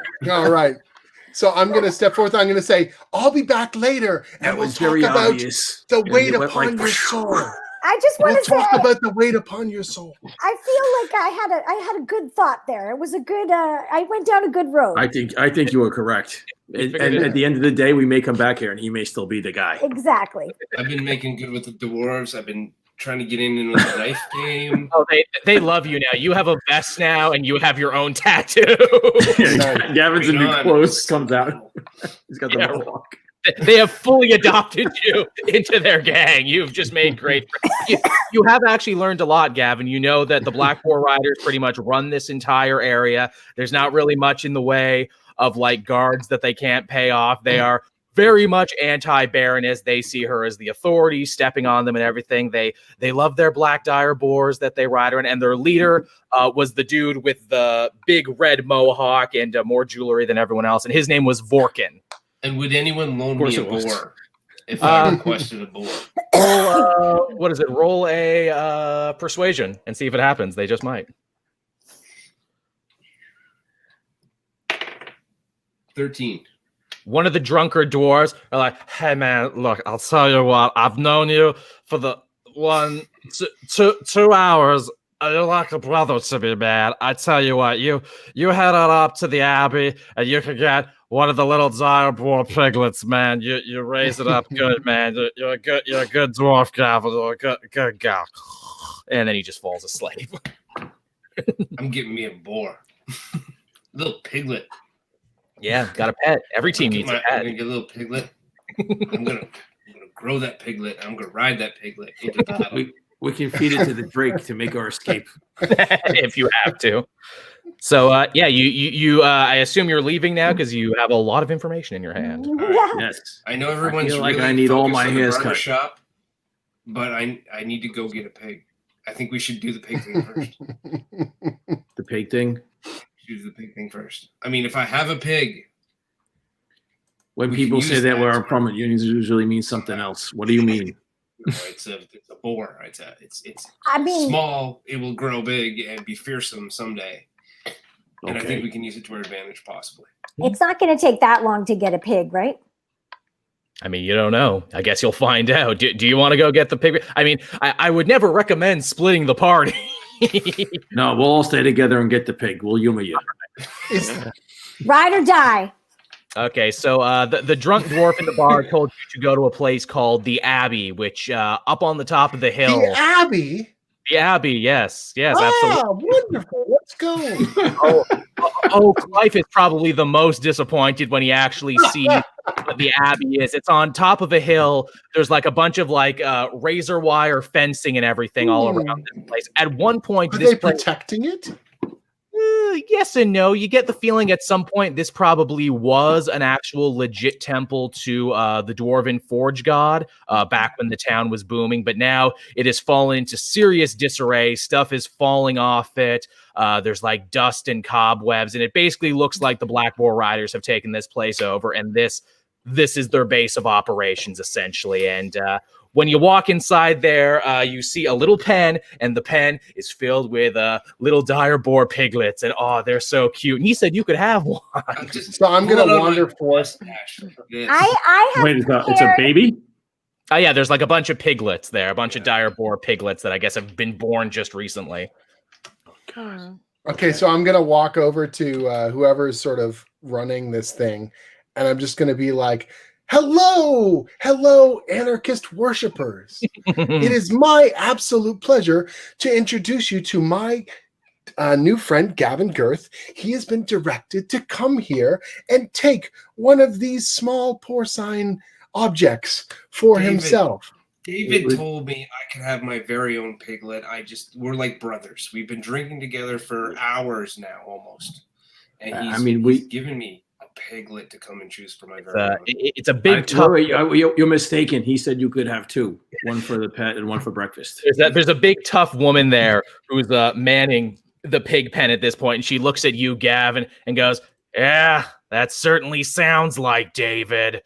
Always giving away pigs when he's too drunk. Well, I guess I gotta honor it then. Here's one for you." And what did you say? There was two? I don't know. Two. Man. There's supposed to be two. Oh no! Roll persuasion. Roll persuasion. Oh, I'm very persuasive. Indeed, you are. I got a 10, but I'm +4. Okay. All right. I guess you can have one of the smaller sticker ones. Yeah, it's okay. It's all right. It won't live very long anyway. All right, there you go. So yeah, you leave 2 piglets richer than when you got here. Cheers. Benji, my little piglet Benji. Don't worry, breakfast is on me. I don't think that was an Abbey at all. Or will he just walk with me? Does he know? He's big enough he can walk beside you now. With me, he doesn't need to be on a leash. Oh yeah, the bond. We'll make sure to go out of our way to keep him alive, so you can ride him into battle in 20 years. If I have any mutton left, I would like to provide mutton to Benji. Oh, he loves it. The bond is true. Yeah, this is good. There you go. Okay, guys, barbershop. Let's all right. Haircut. Oh, I was going to say, since I still probably in that 10 minutes maybe speak with the animals, I tell Benji that Gavin is from what I can tell, a good guy. Yay! Says don't Benji. say anything I got to the other pig because he's gonna die. I do not speak to the other pig. At my hand in the morning. What? How big is Benji now? Is he an actual threat, or would he do any damage on command? He's about the size of like a couple-month-old. You can actually hold him like a baby if you wanted and swaddle him in your door. It has teeth. And that sounds delicious. They're definitely coming in, and his tusks. He's got cute little nubby tusks that will definitely be able to tear a man a new one in a couple years' time. We'll work on that. Yeah. Nice. So we're heading towards the barber shop now, as we're all sort of scruffing Benji's little head. He's so cute though. Scratching it. Yeah, and we're neglecting the other one, so he doesn't feel loved. We don't feel bad when we ask him. And this is also providing some much needed camaraderie between the 4 of us that we will need for our future battle. I'm sure it'll be weird to raise one and then eat the brother. True enough. Neglect just makes it tastier. You know how this works. Yum in the tub. I must taste delicious. You enter the Uppercut Barber Shop, and you're greeted by a wooden interior and smells of rich oak. Up in the corner, like literally in the banisters, you see an Aarakocra, a white it's a bird person. It's a bird person from D&D. This is my really nerdy pull here. So yeah, I just Jim, did you know about that? I know what that is. I knew what it was. I forgot what it's pronounced. Sorry. I put that solely for Jim. He's an Arctic owl man who's literally hanging out in the rafters like an owl would be. All right, so just sort of looking around, I go, wow, this is quite a delightful, naturey sort of interior. I love the smell. It reminds me of I was on this pilgrimage last year, and when we went forth into the forest, there was this delightful smell. It was sort of like this. Anyways, we're looking for a gentleman. I'm going to sort of inquire with the staff. We would just like to meet the proprietor of this establishment, if you not mind. You mentioned the proprietor, and you hear the flapping of wings as he literally comes down, does a little superhero landing. It's the giant scary bird thing. Yeah, this is a bird man. Yes, he's wearing like a use your talons, please. How many people are in here? There's like a receptionist at the front, and then the guy who actually looks to be running the place. Okay. And that's the bird man. Yeah, the bird man introduces himself to you. Hello, Hoot Hoot. I'm Artie. So happy to have you here, Hoot. That's so perfect. what are we going to be doing today? Maybe a cut, maybe a dye. Cut with a I could use a shave. Maybe. Everyone does mohawks around here, of course. I swear, it's the only people that I see. Well, sit in the chair. Has anybody ever asked for something other than a mohawk? Well, yes, actually, just recently, Hoot, a little fella came on by, wanted the works. Wanted the works. What's the works? Oh, a cut, a dye job there, beard trim. He told me he wanted to look like a completely different person. I got the feeling, Hoot, that he was starting over. What color hair?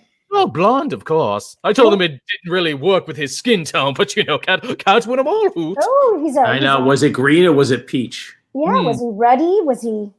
Definitely peach. Just didn't like it, but hey, custom's always right. I love a man with facial hair. So just wondering, what kind of action did you do? Was it a swashbuckler kind of situation, or a big mountain man, or Oh, I gave him the old Van Dyke, the old Van Dyke, a good standby for a man. Dyed as well, blonde. Dyed as well. Yes, I mean it has to match. Teeth. What about the teeth? Did you remove or put some in, like some veneers, some silver? I did a bit of cleaning, by which I mean I dusted them a little bit. Very, very dusty teeth, real bad condition amongst the halfling community. I don't understand it myself. I saw that guy. He calls himself Philin, right? Philin. What was his name? I met him. I never got his name, but I met him at the bar. Interestingly enough, it's while he's doing your hair, Gavin, he's actually looking at your neckline and he sees the chain. Oh, are you friends of that fellow? He had the exact same chain. In fact, he gave it to me, and he pulls it out of his pocket. Yes, isn't that lovely? Oh, yeah, that's the guy. Yeah. What's his name again? What did he go by? I never got his name. Real cagey fellow. Really didn't want to tell me anything about himself, but he gave me this nice chain as a tip, which, I don't normally get tipped around here. Normally, those black ball guys just punch me in the guts. Yeah. I'm just going to give you a piece of it, free advice, because I'm chaotic good. Don't put that around your neck. Okay. I mean, I was going to hawk it over at the provision place, but all right. So I'll take a.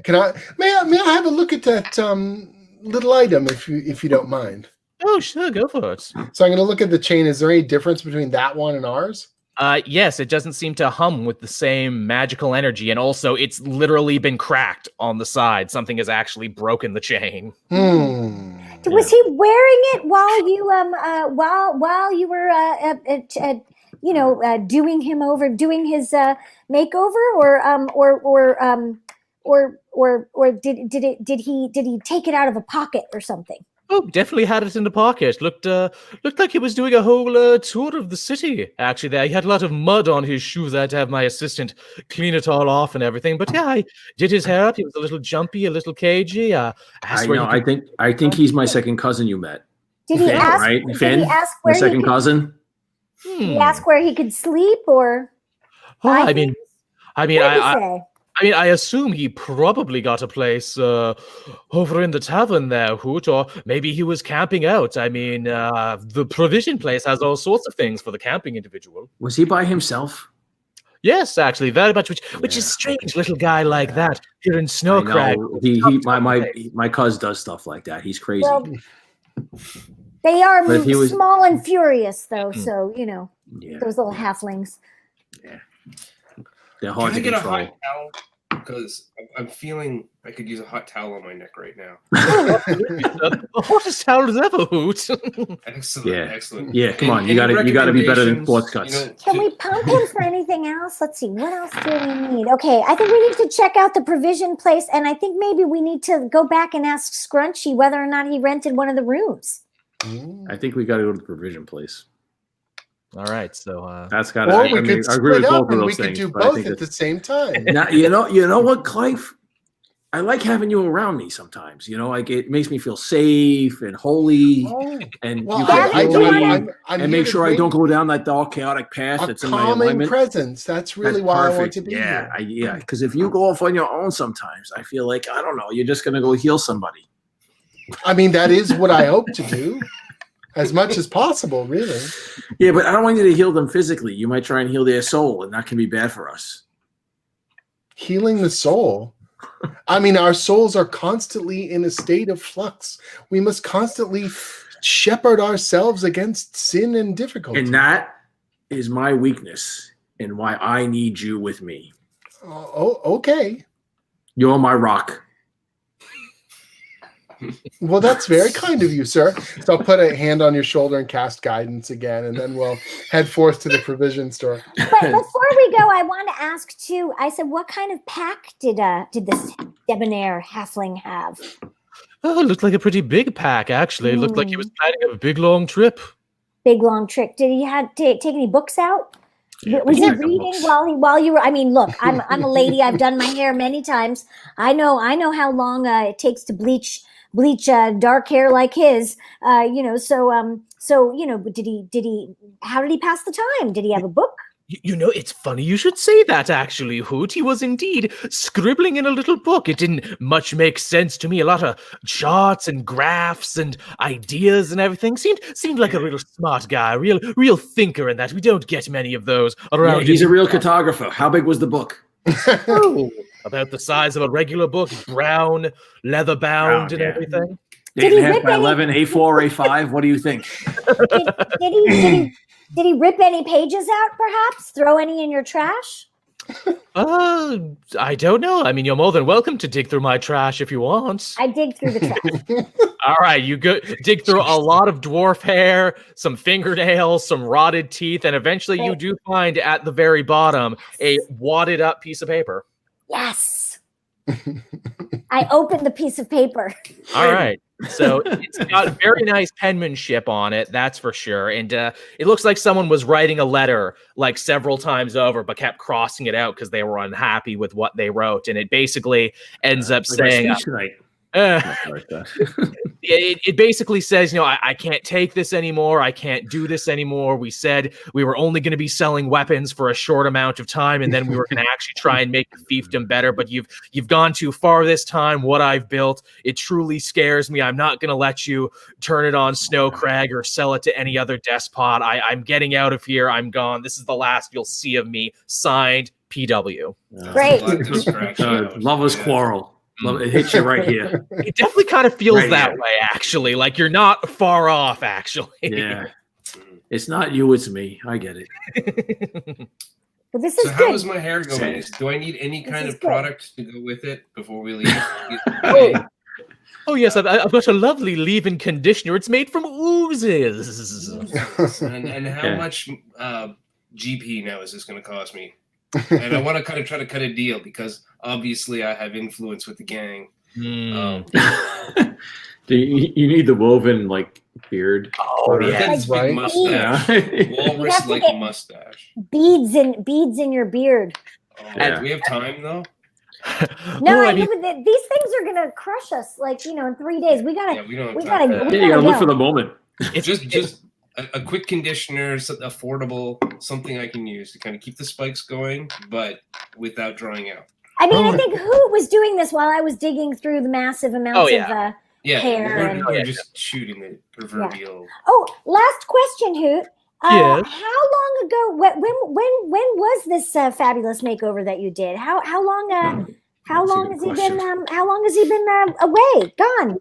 That was about 3 days ago. 3 days. Oh, That's I know, too halfling long. legs. He can get kind of far. Oh. Did he have a horse? You know what? It certainly didn't Named seem Paul like Revere? His feet were so dirty, it definitely looked like he was on foot, Hoot. Also, we're here in Snowcrag. We're in the middle of the mountains. There's really only the Baroness's Keep, or you just keep going. Is there any goddamn snow in this place? Because it's called Snowcrag. I haven't seen a lick of it. Oh, no, it was snowing when does that happen? Oh, it was snow when he came? It was snowing when he came in. Oh, it did. Okay. Did he leave any footprints in such snow? I mean, it was 3 days ago now, so I'm sure they're probably gone. Has it been snowing since? Yeah, it was. That stuff stays. Yeah. Snow stays. If it's cold, it stays. You're the ranger, buddy. Time to use. I know. I got all the skills. Okay. I got a whole sheet of skills here. If it, they say I can do this. Well, you know, if it makes you feel any better, Hoot, he was the only halfling in town, and he didn't wear shoes. He had very little halfling feet, so he would leave rather interesting footprints, probably in the snow. Uh-oh. Did we disappear? Oh. Who can hear me? I can hear you. Okay, cool. Yeah. I don't think it's Tom who can hear us. I think Tom dropped out. Tom is accidentally. We can hear you, Tom. Yeah, we can hear you fine. We can hear you fine. We can hear you. We can hear you. Let me write in the private chat. We can. We're making such progress. We can hear you. Well, I say that while. Oh, you've muted yourself. Somehow I can see you've muted yourself. Oh. Yeah, you've muted. Technology. Oh, I know. Muted. Can you not cast a spell of? Can I? I literally can't unmute him. I don't know if he's going to know to go into the private chat. Hey, can someone in comments? In comments tell him that he muted himself? If do I have his thing? I can't unmute you. I didn't mute you. I can't put anything in the comments. Yeah. I don't have the power to do it. Javier Mono or James C. or Joe Zilla, if you guys are here, could you please? Okay, you're back. I think he's back. So what's going on? Sorry, this happened 3 times now. Is that Siri automatically assumes control of the machine? And the whole wavy purple thingy happens in front of my face and starts interpreting words I say, and I don't know. And I don't know how to turn it off. Well, it wouldn't be online D&D. When I speak too loudly and rapidly, as I tend to do, it's just that is amazing. Technology is amazing. Thank you to the people in the comments who are going to come to our rescue. Appreciate it. Thank you. Yeah, thank you. Someone was trying to help. Without it's 100% Siri. Meanwhile, Agnes, you're going to ranger the shit out of this. Yeah. Yes, I will. I'm going to ranger it all. Where the hell did we leave off? But what was the last thing you remember hearing? Because he told you a lot of things. That this won't hurt very much. No. Wait. Oh, sorry. That was something else. It was a different day. Said being a halfling. Recently. Oh yes. 3 days ago, the halfling came through. He had his little feet with hair we were looking at on snow. it. Something about snow. There was snow. Snow on the ground. I said snow stays. He would leave unique footprints because he is like a halfling, which is a hobbit, so he doesn't wear shoes. So he would leave very interesting footprints. If it's not constantly snowing, there'd be some sort of trail. So there's only also another piece of important information. Sorry, I don't know which way to go. There's only 2. It's confusing because everything's backwards. Yeah, I know. It's like, what? There's only 2 ways to go. You either go back to the keep where the Baroness is, that crazy wench, or we go forward, into the mountains. I would like to suggest that Benji the pig sniff the paper as possibly a tracking pig that could aid the ranger in his. Yeah. I have a second thing that needs to happen. I need to name my pig. Oh my gosh. I mean, I know he's not going to name. You don't want to name okay. the thing you're going to eat. Is it okay? Never name what you're going to eat. We can do it. We're going to name him Bacon. Nice. Beat me to it. I was literally going to say, let me guess, Bacon. Too obvious? No, I think it's perfect. Should we name him McMuffin? Ooh. I like that too. McGriddle.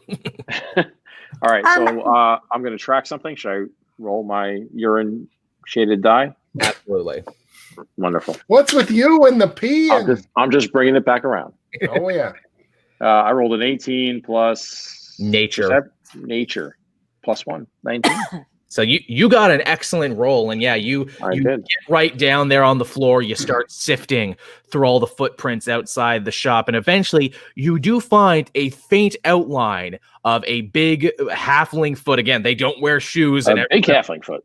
A big halfling foot, because everyone around here wears shoes except for this guy.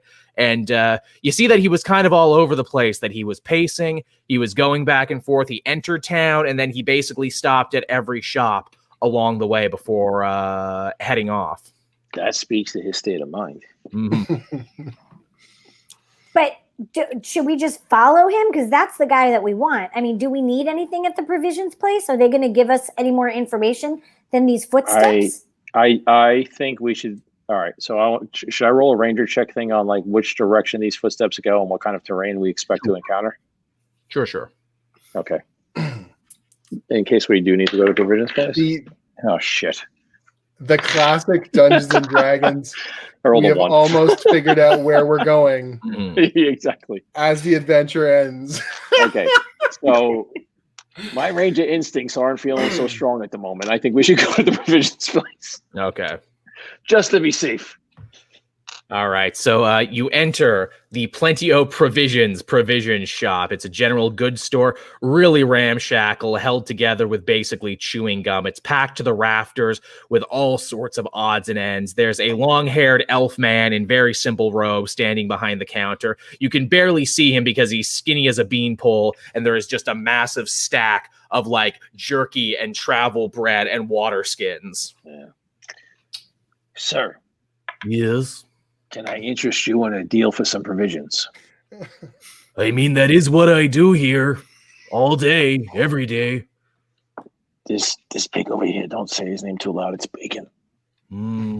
He looks like a bacon. Yeah, he's worried. You can carve a lot of meat off his bones. You didn't take that from the Black Boar Riders, right? Because they will kill the shit. No, it was a gift. It was a gift to me. They don't give gifts very easily. No, not usually. But in my case, they love me, so they give me gifts. And I get to and what I want in the back. I get to eat those gifts. But in this case, you get to eat those gifts.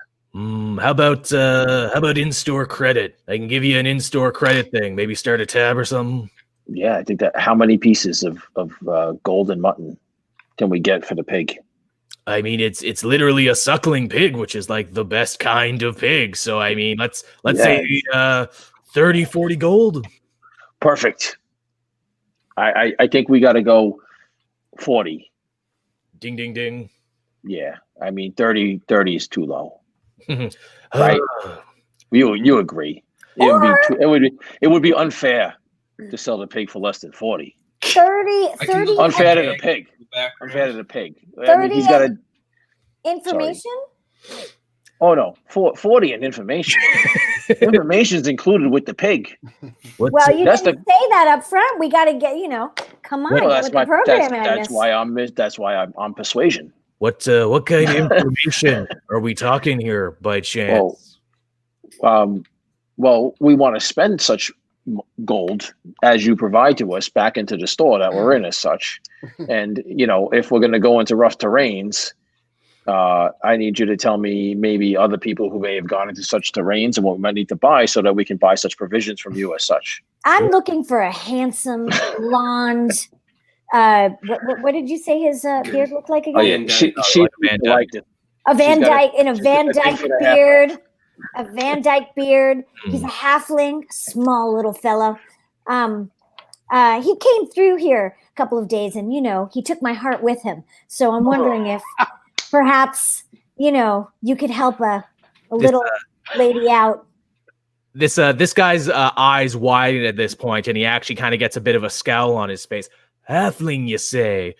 We only had one halfling in here in the last week. He had me put together about a month's worth of provisions, had me get him a little donkey from the stables, bunch of water, and then he never freaking came back and paid for them. That son of a bitch. That's the same guy we're after. That's right. He took my heart. He's my second cousin. And He you stole know, my heart and my Mhm. wallet. That's right. So we will, if you can point us in the direction that he went in, we will get you your donkey back and all of that stuff because he's got some explaining to do. Oh no, I have the stuff. He just didn't come back for it, Oh, which made me unhappy. Also, interesting fact too about Wait. he For didn't real. leave. He left the shop. I want to make sure I understand it. He left the shop without anything? He told me to get it ready for him and that he'd be back later for it. Then he hit up the barber shop, then he hit up the tavern as far as I know. Then kind of went missing. Hasn't got his stuff. Although he's the Grinch. although now that I mention it, he had a necklace like yours, and let's just say he availed me of another service that I offer. Mm. And What was that? What service is that? We don't judge here. I perhaps have been known for time to time to be something of a spellcracker. You broke his. Did he have a necklace like this one? Necklace? Just like that one, in fact. Real nasty piece of magical work on there. Some fucking butcher put that together. How much did it cost? He basically gave me everything he had. Which was?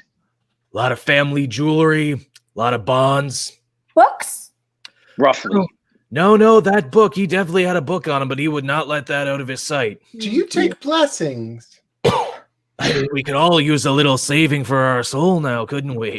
Well, then we sure could. You and Kaif can have a very long conversation about that after we get to brass tacks. How much did it take to get the Nick Almanac? 2 pigs. What? Because 2 pigs we can do. 2 pigs we can make a deal. I mean, I'd say whatever you have on you, but it looks like you only got 2 pigs on you. And you know what? We might be able to do 2 pigs and the cleric. Well, do you need anything done? Could we perhaps bargain or swap in some way? I mean, She's smart. I mean, I'd like to listen to her. I'd like those black boar riders to stop shaking me down. That'd Great. be nice. Done. Yeah, I know these guys. I say that's done. Yeah, he's like one of them now. Guys. So You see what he's wearing? That's done. He's literally one of them wearing the clothes. He says, "Yes, it's done." If we clean those guys out of town, you'll bless our little necklaces. I mean, I could certainly see my way fit to doing it. That's for sure. Actually, I think we all might have the same enemy on this one. Because after the little fella, after he came to me, had me break his chains, asked me where he could go to get a haircut, change his identity, but he also wanted papers, fake papers for traveling. Perhaps after a month time was off, I pointed him to the riders because they can get just about anything under the sun that you need. Last time anyone saw the dwarves who ride the hogs with the tats and the things, pointed them towards him. Yeah. I Well, have that's to wonder great. if We're good friends with them. That's I think right. we all can be friends together. We're gonna, you know what? We've I spit into my hand, and we're gonna get rid of those little dwarves, and we're gonna those little boar riding problems that you have, and we're gonna come back and it's a quid pro thing. Quo thing. Yeah. What would it take to get these things off our necks now?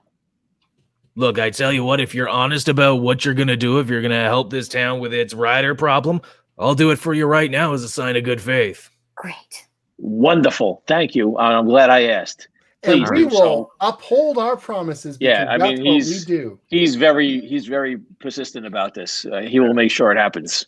So he pulls a gnarled wand out from his sleeve, and he kind of takes a couple minutes on each one of you, and a bunch of sparks fly and everything. And one by one, your chains actually start dropping off you. Yes. And then they all ran away. Yeah, really. Wait a minute. There's no reason to finish this. The hell am I doing? That's not true. That's not true because Clive is a man of honor. Oh no, I would stick around, but the rest of you are also, running away. And In an instant, you guys are gone. I'm in with my. I'll tell you why. It does say on my character sheet. I'll tell you why Dulane isn't running away. Because that book is power. That book has a lot of information that the Baroness doesn't want anyone to know. I think it's got some names and numbers, and that means that's good for business. She was willing to kill for it, so It was. All right. So we are free of these chains. My next stop Scorch. is probably to torture the asshole who put this stuff on our necks. He is still drunk and is still probably back of the cart right now, so that's up And to I'm going to you. break that goddamn wand over his head. I mean, hey, it's up to you. booze. You want I mean, what? that's I want his kind of where. booze. I want Yeah, his That's booze. kinda where- should we go kill the I mean, wizard? I mean, I Absolutely. want. We're definitely going to do the thing that we just said we're going to do because at least I'm good, even if I'm chaotic. But like, and me I'm stuck. too. I'm stuck with Jim Zub here. But like, I'm good as well. I'm No, chaotic as well. Clive. Clive is the I'm stuck with kindly Clive. I'm stuck soul. with Clive. Jim Zub knows Jim's that a jerk. Clive is Yeah, a fool. Yeah. I'm down for killing the wizard. Yeah, I'm not very happy with the wizard. He's not a nice man. No, he's not. Yeah, no. And I have my very old dice here. These are the wax filled in from the red box from when I was a child. Oh my So God. we're gonna roll Well, those that is on a him. fine thing you have there. We're gonna roll those on him today. That is great. That's so cool. So, Welcome yeah, to the game. do you make your way back to the outskirts of town where the cart is parked? Mm.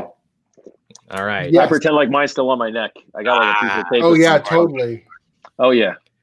And We're I'm not just fools. like, so you guys don't tell me you're going to kill him. I'm just No. sort of like, now we can No, we we can just negotiate as speak to him. equals. Yeah, no, I kept the pig. I wanna see if he wants to like maybe cook him up.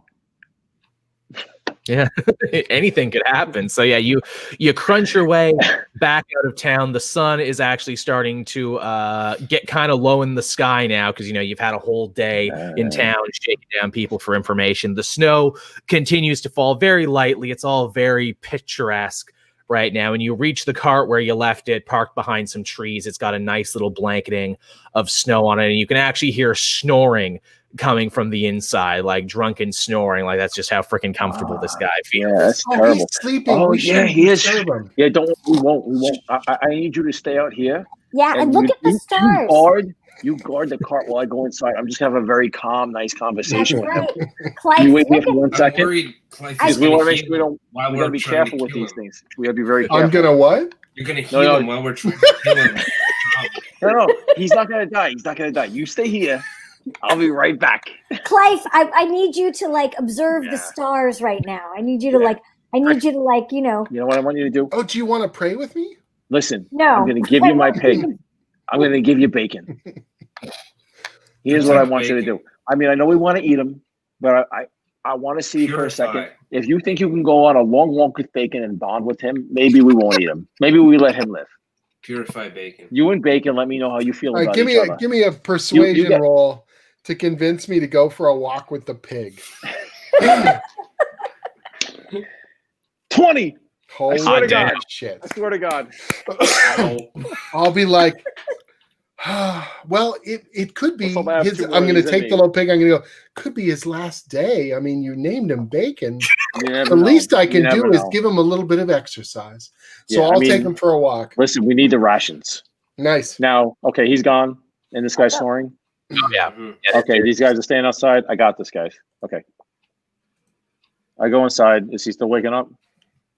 Again, he kind of like jostles a little bit when you step inside the cart, and he kind of gives you a look right there, like a disapproving step parent. So you're back then. I take the Okay. job is I'm gonna take this motherfucker. Can I jump on his? Can I jump on him, pin him down, and slit his throat? sure. I guess we'll call the. Should we? I guess I we wanna gotta put it- call. I do not want him to touch that wand or do anything magical with his hands. If he goes for that, I'm cutting the goddamn hands off. Okay, you know, let's make this before it becomes a full-on combat. Make a dexterity check, and I'll make an opposing dexterity check. And this will be like a Wild West showdown. We'll see who gets their stuff We're on off. initiative, aren't we? Yeah, come on. Oh man. yeah, that's a good one. Is the guy is just in a wagon, right? It's Yeah. not like he's in Is he, a. he drunk? He is Oh, a yeah, negative. Yeah, well, hungover. he's super drunk. That's why I was going to say, if you want to take it to combat, we can take it to combat. Or if you just want to make this like a Wild West shootout thing, you can hop on him before he even gets a chance to get into combat, depending on how you want to play it. I want to kill the motherfucker.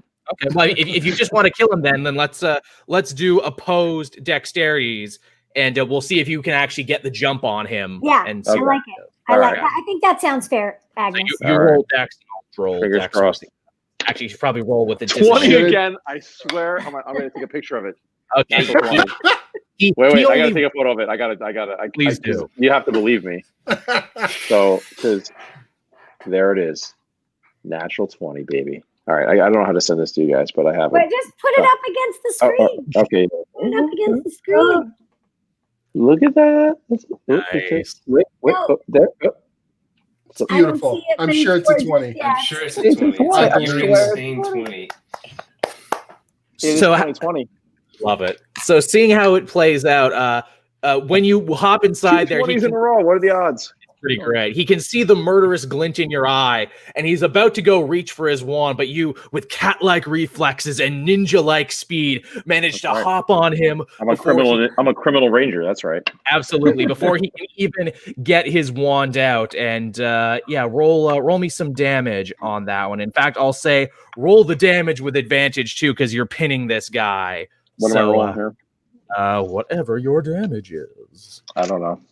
I had all your sheets in front of me here. I have my sheep, but I don't think it has my weapons on it.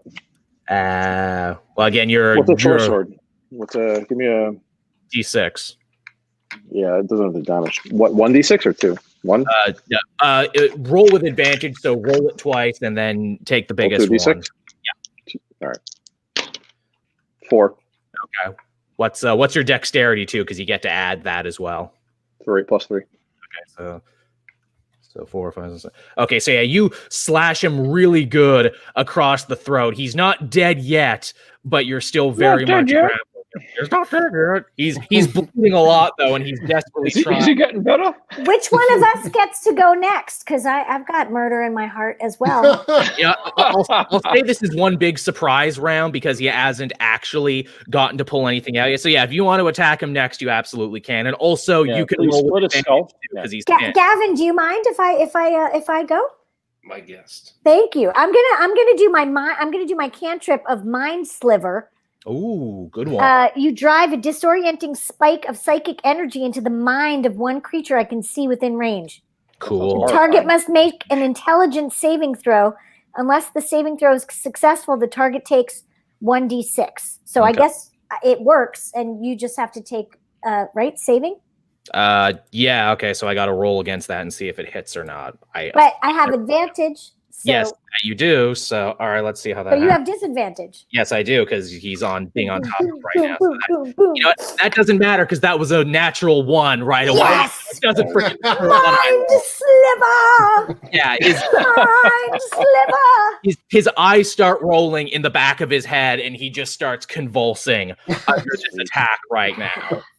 Now's my Come out of chance. his face like the bad guy in Flash Gordon. So I roll damage, right? Yeah. I roll the damage, right? Yep. I roll the Oh wait, hold on. Oh, I got a 3. I don't add anything to it though, do I? Your spell mod. Intelligence? No. No, I don't think so. No, Yeah, I yeah. don't think I add anything. It Yeah, just because Mind Sliver is just one of those. Yeah. okay. No. So that's a 3, but hold your horses here. Hold 1d6 psychic damage, and the first time it makes a saving throw before the end of my next turn, it must roll a d4 and subtract the number rolled from the save. Right. So okay. the next turn, you Okay. have to It makes subtract. sense. Yeah.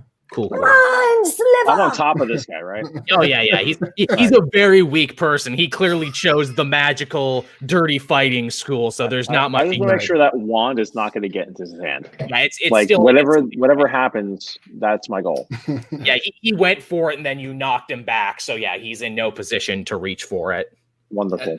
As a dwarf barbarian with a double-bladed, heavy, two-handed axe, I'm feeling Hell this yeah. is overkill and an opportunity to train. It's not overkill. It's never It's not overkill. overkill. Never It's not overkill. overkill. Benji, This is Benji exactly the what pig. you should do. Benji the pig. I want his first. I want him to taste blood, human flesh. All right. Can I send Benji the pig in for the kill? Vengeance. Sure. What are we gonna call that? We'll call that just roll a d20 and put your animal handling on that. Yeah, it would literally be animal handling. Yeah, +3 animal handling. That's Sweet. which gives me an 8. Did you roll twice? Because you still have advantage. Right. Okay. It's another 8. I'm consistently not good with animals yet. This is my first pig. I've never had a pig. You should have gone for the. You should have gone overkill, man. That's the lesson. Baby. That's the lesson. You should have beheaded him so we could feed him to the pig. Here's the crazy thing too. Even with that roll, you actually match his armor class, so you were actually very close to hitting him anyway. So the pig is just kind of whacking him in the head right now as he's having this convulsive fit. Okay. On my initiative, I'm talking to Bacon about his purpose in the universe and explaining to him that all beings have a role, have a place. And as long as we understand that place, we can follow the laws of the universe. And you, Bacon, you may be food or a pet, but that's okay. That's why you were brought into this world. And don't be afraid of that. Just accept the inner truth of your spirit. Okay, on to the next initiative. Love it. That was well done. Okay. Are we making noise? Like, does we got him far away. I'm on a walkabout. He's maybe hearing very faintly. We're killing him softly here. Down, I sing so that it just sounds like I'm in full of song. Okay, so you guys all got a free hit in on him, so now he's going to actually try and get out from under you, and if he can get out from under you, then we'll do the whole initiative thing anyway. Let's just try and roll on that one. So yeah, that's a 5. I'm guessing he's -4 is a 1, so there you so yeah, he ain't breaking out of shit right now. He's a weak guy to begin with. You're still very much on top of him. So Agnes, you get to move again in this thing. Stab him in the eye. Okay, there you go. Roll me again an attack, and we'll see if it hits. And again, you get to roll twice because he's pinned. That's a good thing. I got an 8 plus 3 is 11. Okay, so again, he's kind of fighting you right now, so it's difficult. So your short sword, you kind of stab it like right by his eye. He manages to move his missed this motherfucker. Yeah, he moved just a little bit, but you almost got him. It's getting real brutal there. Okay, dueling. Let's say it's almost got him. I'm gonna I because I did this, I have my rapier out, and I'm gonna thrust. Yeah. Give me forward with vengeance. All right, give me a roll with advantage. See if you okay. I got a 13 plus 4 is 17. That'll hit. Yes, that's right. It'll hit. Now roll us It'll hit like a hitting thing does. Hold on, I always get confused with the 8s. I know the 8s are weird. So it's like 2 little pyramids. Okay, 1 die 8 plus 2. 7 plus 2 is 9. Yeah, with great force, grace too. You jam your rapier down. It literally goes from one of his ears out to the other ear, and yeah, he's finished at that point. He is just done, and he didn't even get a chance to do any magic stuff because you all hopped on him and didn't get him to ask. That was appropriate. This is exactly what he deserved. You are a wizard. Mm-hmm. Yeah, he's looking around like. I take that wand and I crack it. There you go. Off.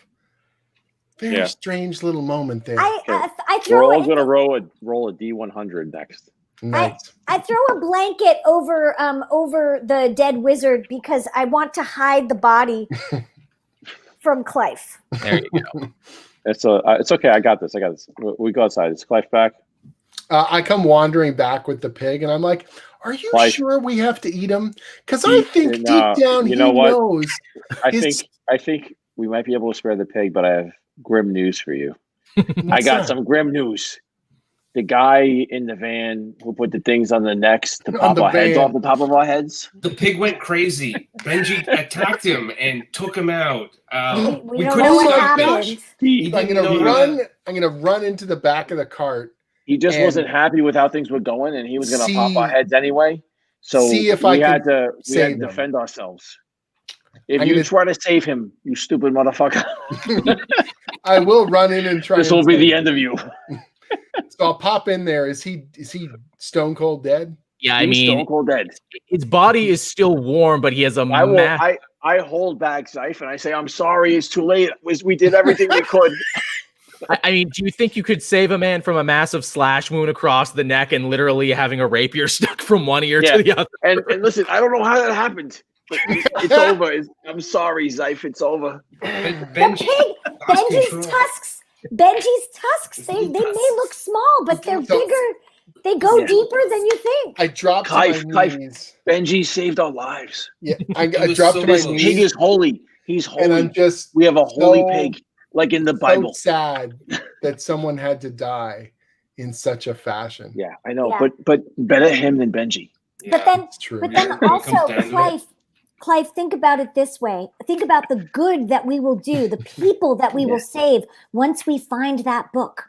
Yeah, we just saved hundreds of lives. Book, the Baroness, you know she's not a good person for this world.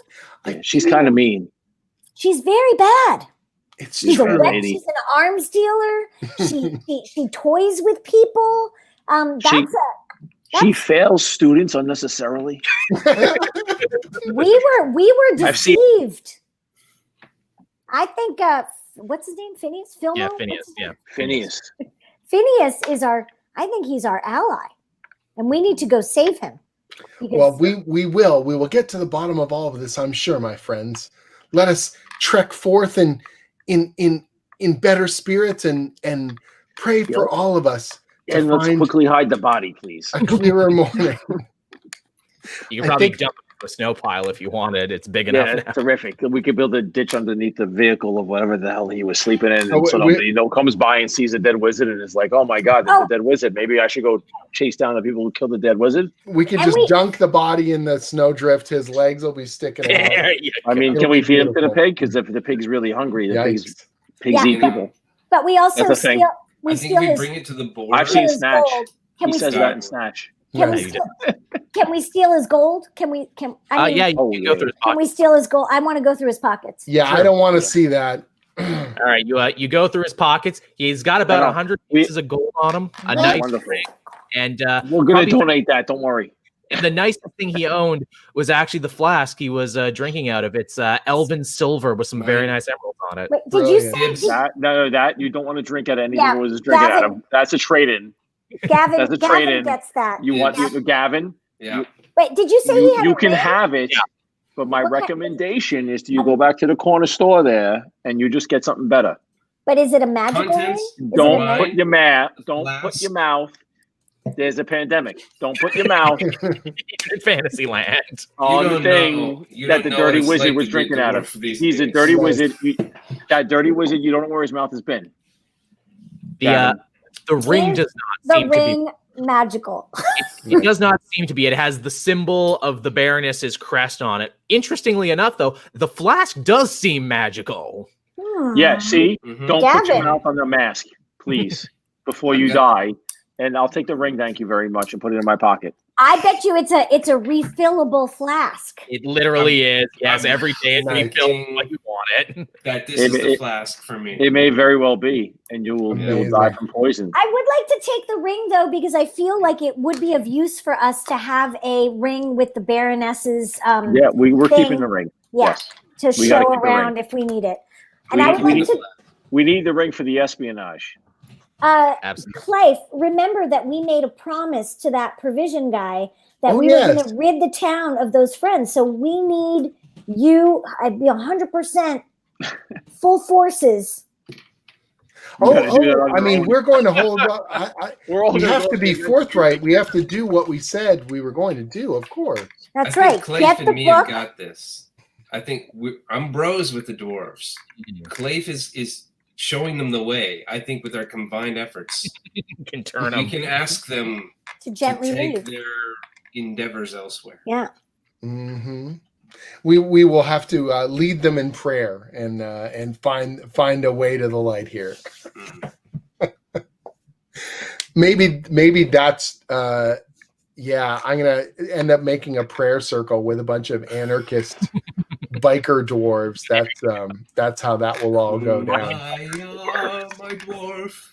Kumbaya, yeah, absolutely. I shake my I bring out my lute and and pluck along. It's working though. It's deep. It's deep. We go back to the store. No, we're in the tavern. Yeah, I was gonna say, do you guys go back to the tavern where they were in the hanging out, or tavern. do you go back to the Abbey, which you know now is their base of operations? Well, it is the Abbey. I mean, seems like the right spot for prayer to me. Yes, I would just like to make a suggestion or a thought. I have a thought. Sure. My thought is that's probably the better idea for what we said for the provision guy. But I would like to see whether or not our Blondie McBlonderson had a room, and maybe he didn't pay, and maybe he's got some stuff in there. I don't know.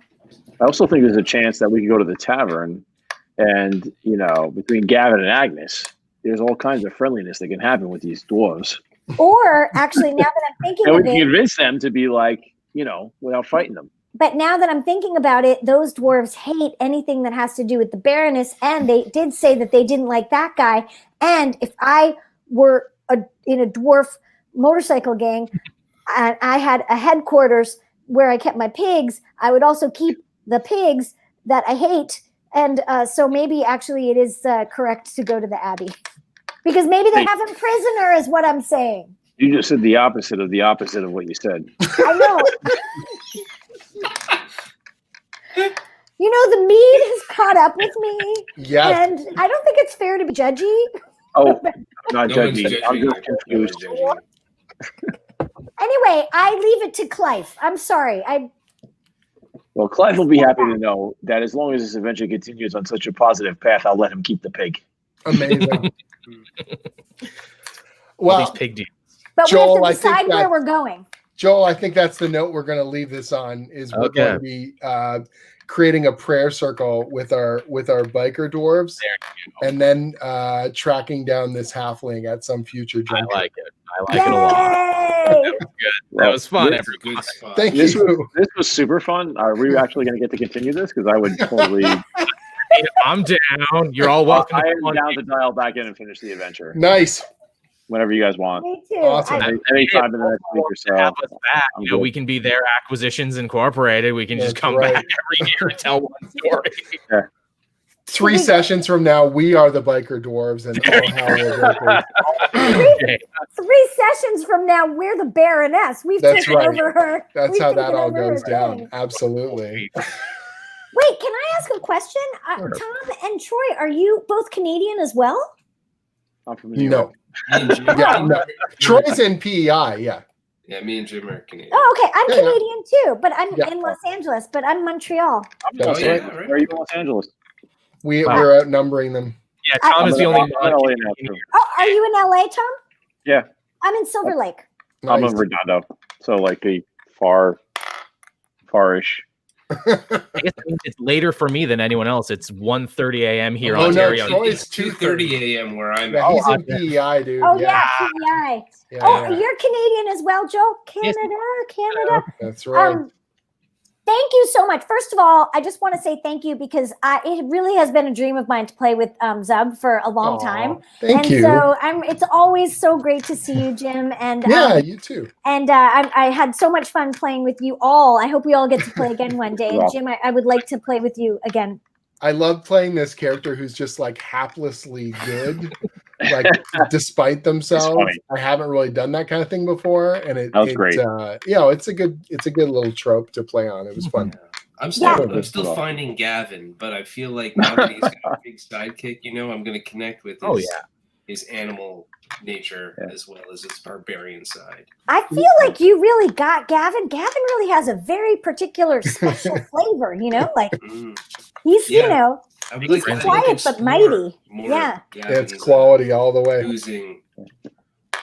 Well, Yeah, I If you guys decided want to play, I am totally down. I only get to DM these days. So Oh yeah, I'm usually the DM as well, so it's I'm always super odd happy for to me. play. Yeah, Nice. I have a weekly group where I DM. And, Well, Cool, well, sorry, go ahead. Oh no, I was gonna say, I would love to invite you all. Like, my brother and I are starting like a one shot every month that we're just doing privately.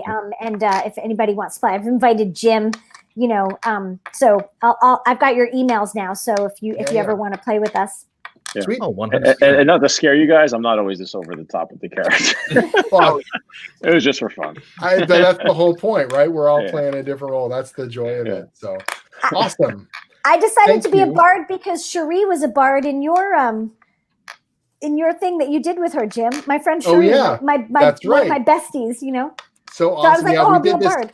We did this thing called Wizards and Wordsmiths that was like authors, YA authors, all doing a D&D game. We ran like a 3-session little adventure. It was a ton of fun. It was great. Yeah, doing it. It's been I've been doing more tabletop this year, I think, than I have in probably the last 2 put together. But all of it's been, over the camera. But it's been kind of nice to see friends and get a regular game going. So it's been good. Cool, Yeah, same thing here. Like it's all been. I haven't played this much that I played this year and forever. And It's been what else are you gonna do? Yeah. Sorry, Sweet. It's weird playing straight up D&D and not the Rick and Morty D&D. I know. That's right. I've been in my head so far in the Rick and Morty world that the D&D, I'm waiting for Jim to bust into like, all right, Morty, listen, you little shit. Oh yeah, we did that for the New York. That was good fun. Awesome. Yeah. Sweet. Well, thank you, Joel, and thank you everyone else. Thanks for having me. Cecil, That was Troy. great. It's been a ton of fun. I deeply appreciate it. Thank you to everyone who stuck around and watched our game. Very kind. Thanks for commenting and stuff, and for helping us when Tom had to deal with Siri. Thank you.